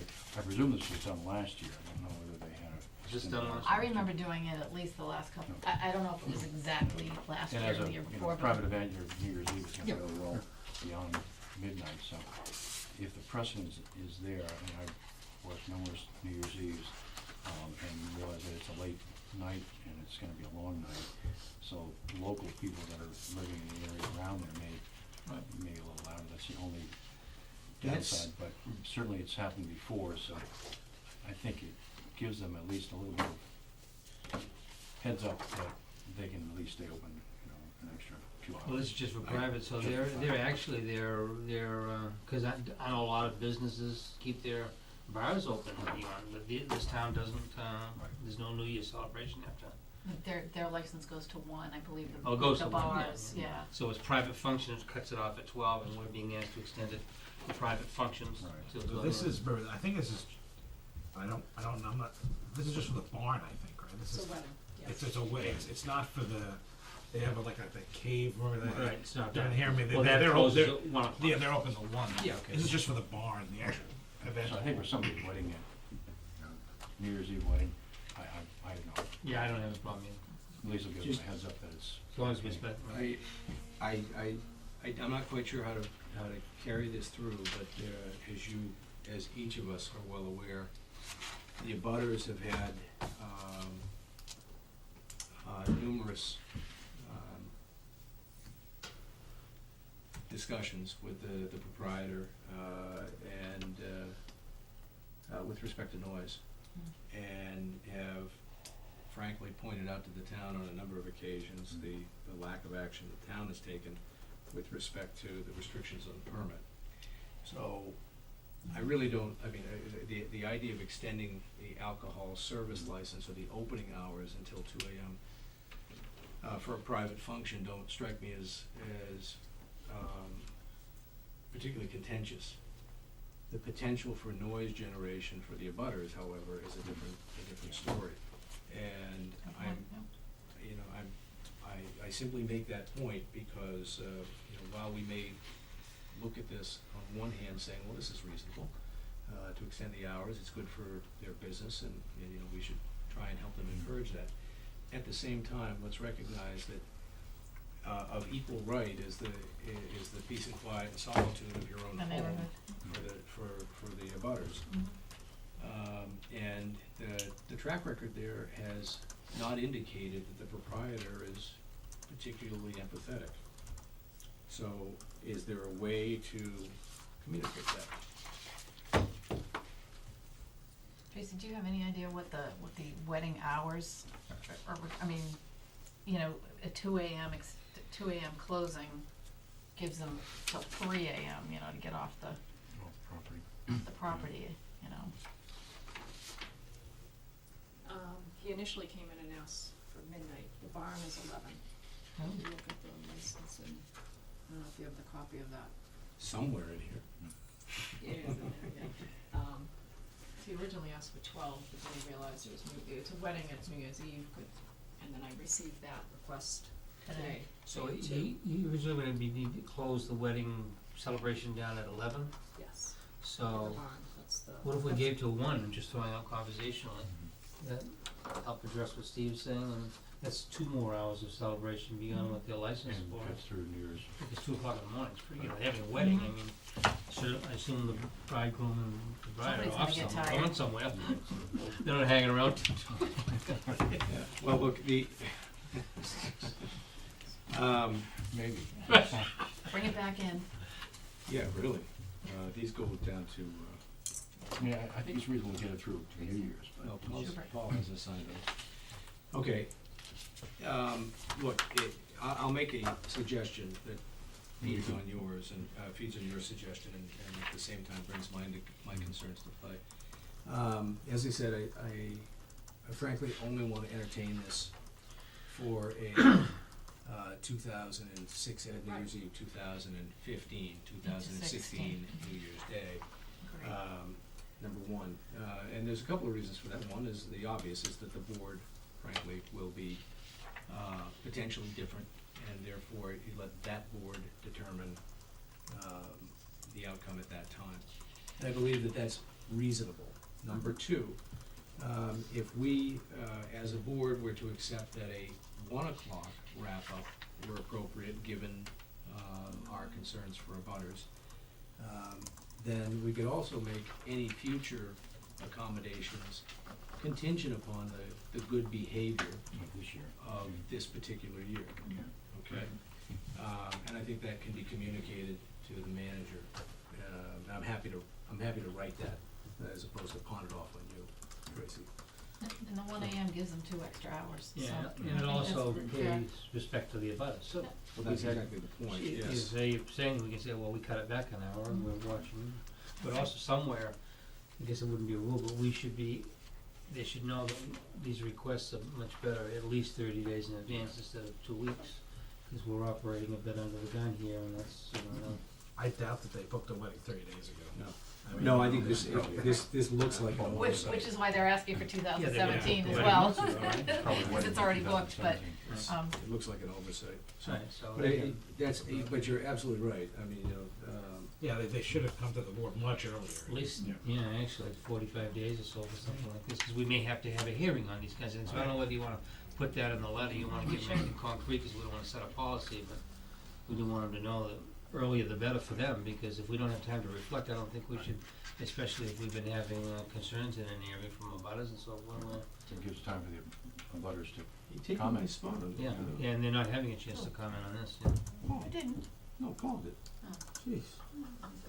Right to the bottom of the list again. Do we have anything in our liquor policies that address changes in their licensing? You know, that we need to entertain. I don't believe so.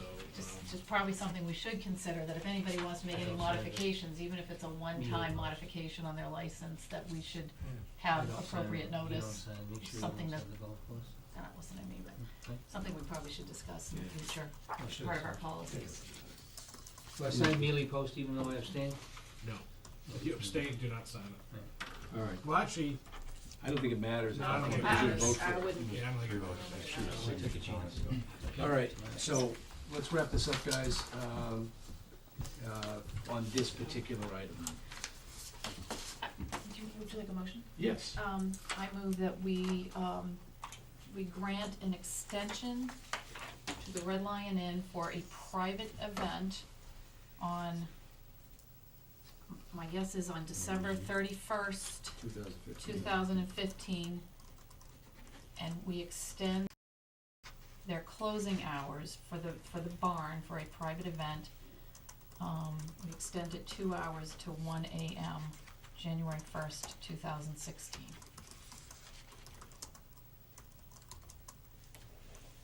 Second. Okay, I'd like to amend your motion, Thank you. but I can't, can Why can't you? I? Sure. You can do that, Amend- yeah. okay. I'd like to amend your motion. Bear with me here for a second.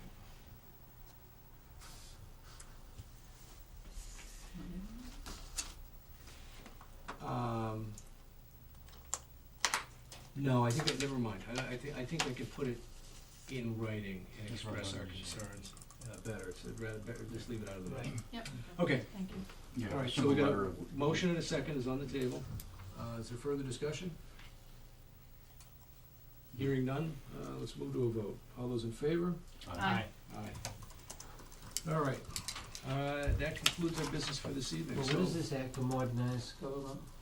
Oh, Oh, yeah, so sorry, that also comes up at the top, it's not reasonably the governor, anticipated. yesterday, filed, or at least a bill, it's a very long, this is the executive, the summary is 16 pages. So I've just given this to That's you. the summary. It's on the Mass Municipal Association's webpage, so I printed this out. It's his municipal finance overhaul bill, and there's a whole, the administration's been around the state getting testimony about onerous and impractical things. in here, I think the highlights that appear in the paper are, you know, unlimited liquor licenses and double poll penalties, but there's a lot more in here. There's, and I've only skimmed it, there's things about procurement, that changes procurement rules. I There's- believe I read, for example, I heard on the news that, that the unlimited liquor licenses was voted down today, except for Boston. Oh, Boston's the only one that has No it. comment, no comments, no. please. Yeah, But I mean, what I'm saying is, this is a fluid thing, is this for our information? or- Yeah, this is purely informational. This This is is what the government. This is what he's proposing. what the In governor's his- proposing. In his budget, or in his? No, this is a whole separate bill. It's a legislative, governmental reorganizational bill or something? Yeah, and I don't think the ledge is actually in session at the They're moment, not in session, so so- they won't pick this up till January, but, I mean, and again, you could go, his bill is much longer. Yeah. That's on the, you can go to the Mass Municipal Association webpage and look at it, but some of this stuff has no relevance to the town particularly. There's just a whole bunch of funny things in here that I again, people have raised. Now, some of them have lots of relevance to everyone, some have very much relevance to very few communities. I mean, there's a commercial fishing exemption, there's a whole bunch of things in here that, now that some of this the MMA has actually pushed for a long time, but I just want to give this to you to take a look at. If you have any specific questions on anything, I'm still trying to learn about this myself. Yeah, one that comes up is the ice and snow, which deficit spending you can do, but it has to go through either the selectmen or the city council. And now it would be on your shoulders if the snow is bad. That's one of the ones. The other one is the procurement, that it bumps up the, I presume the RFP for 10,000 to 50,000 on the first page here. Would it be inconvenient to get this electronically? It's on the MMA website, so if you just want to download it from there, you can. And I can see if I can get it into a PDF format, and send it to all of you. There is actually a clause in there that allows town manager or town administrator contracts to go to 5 years instead of 3. So I was, That's you know, good. excited about that, yes. Yeah, he didn't tell you about the automatic raises that go with it. Yeah, and there is something in here that makes direct deposit mandatory for municipal employees if you actually adopt a provision. So there's lots That of would be good. little catch-all things in here. Yep. And so we'll see what happens. I mean, the ledger's gonna have a field day. I mean, this thing is, Yeah. the executive summary is 16 pages long. I can't The imagine. MMA's what gonna have a field day. Yeah, but so far they've been very supportive of it. I Good. think there's a lot, I mean, this all came out of local governments. Yep. And again, just because it's not relevant to us, it doesn't mean it's not relevant to somebody else. Right. But it's going to be a hot topic. I think it's important that you understand it. There might be, you might want to take a position on some of these. Yeah. And again, I don't have any thing to talk about. I know that Steve and I are gonna see Garrett Bradley next week, so, you know, it just gives a little more information to look More to at talk and hear about. what he has to say about it. Okay, Thank you. That's it. folks, we are ready to wrap up. Does anyone want to close this blessed event? I move we adjourn the December 8th. Yep. Board of Selectmen meeting. Second. All those in favor? Aye. Hi. Aye. We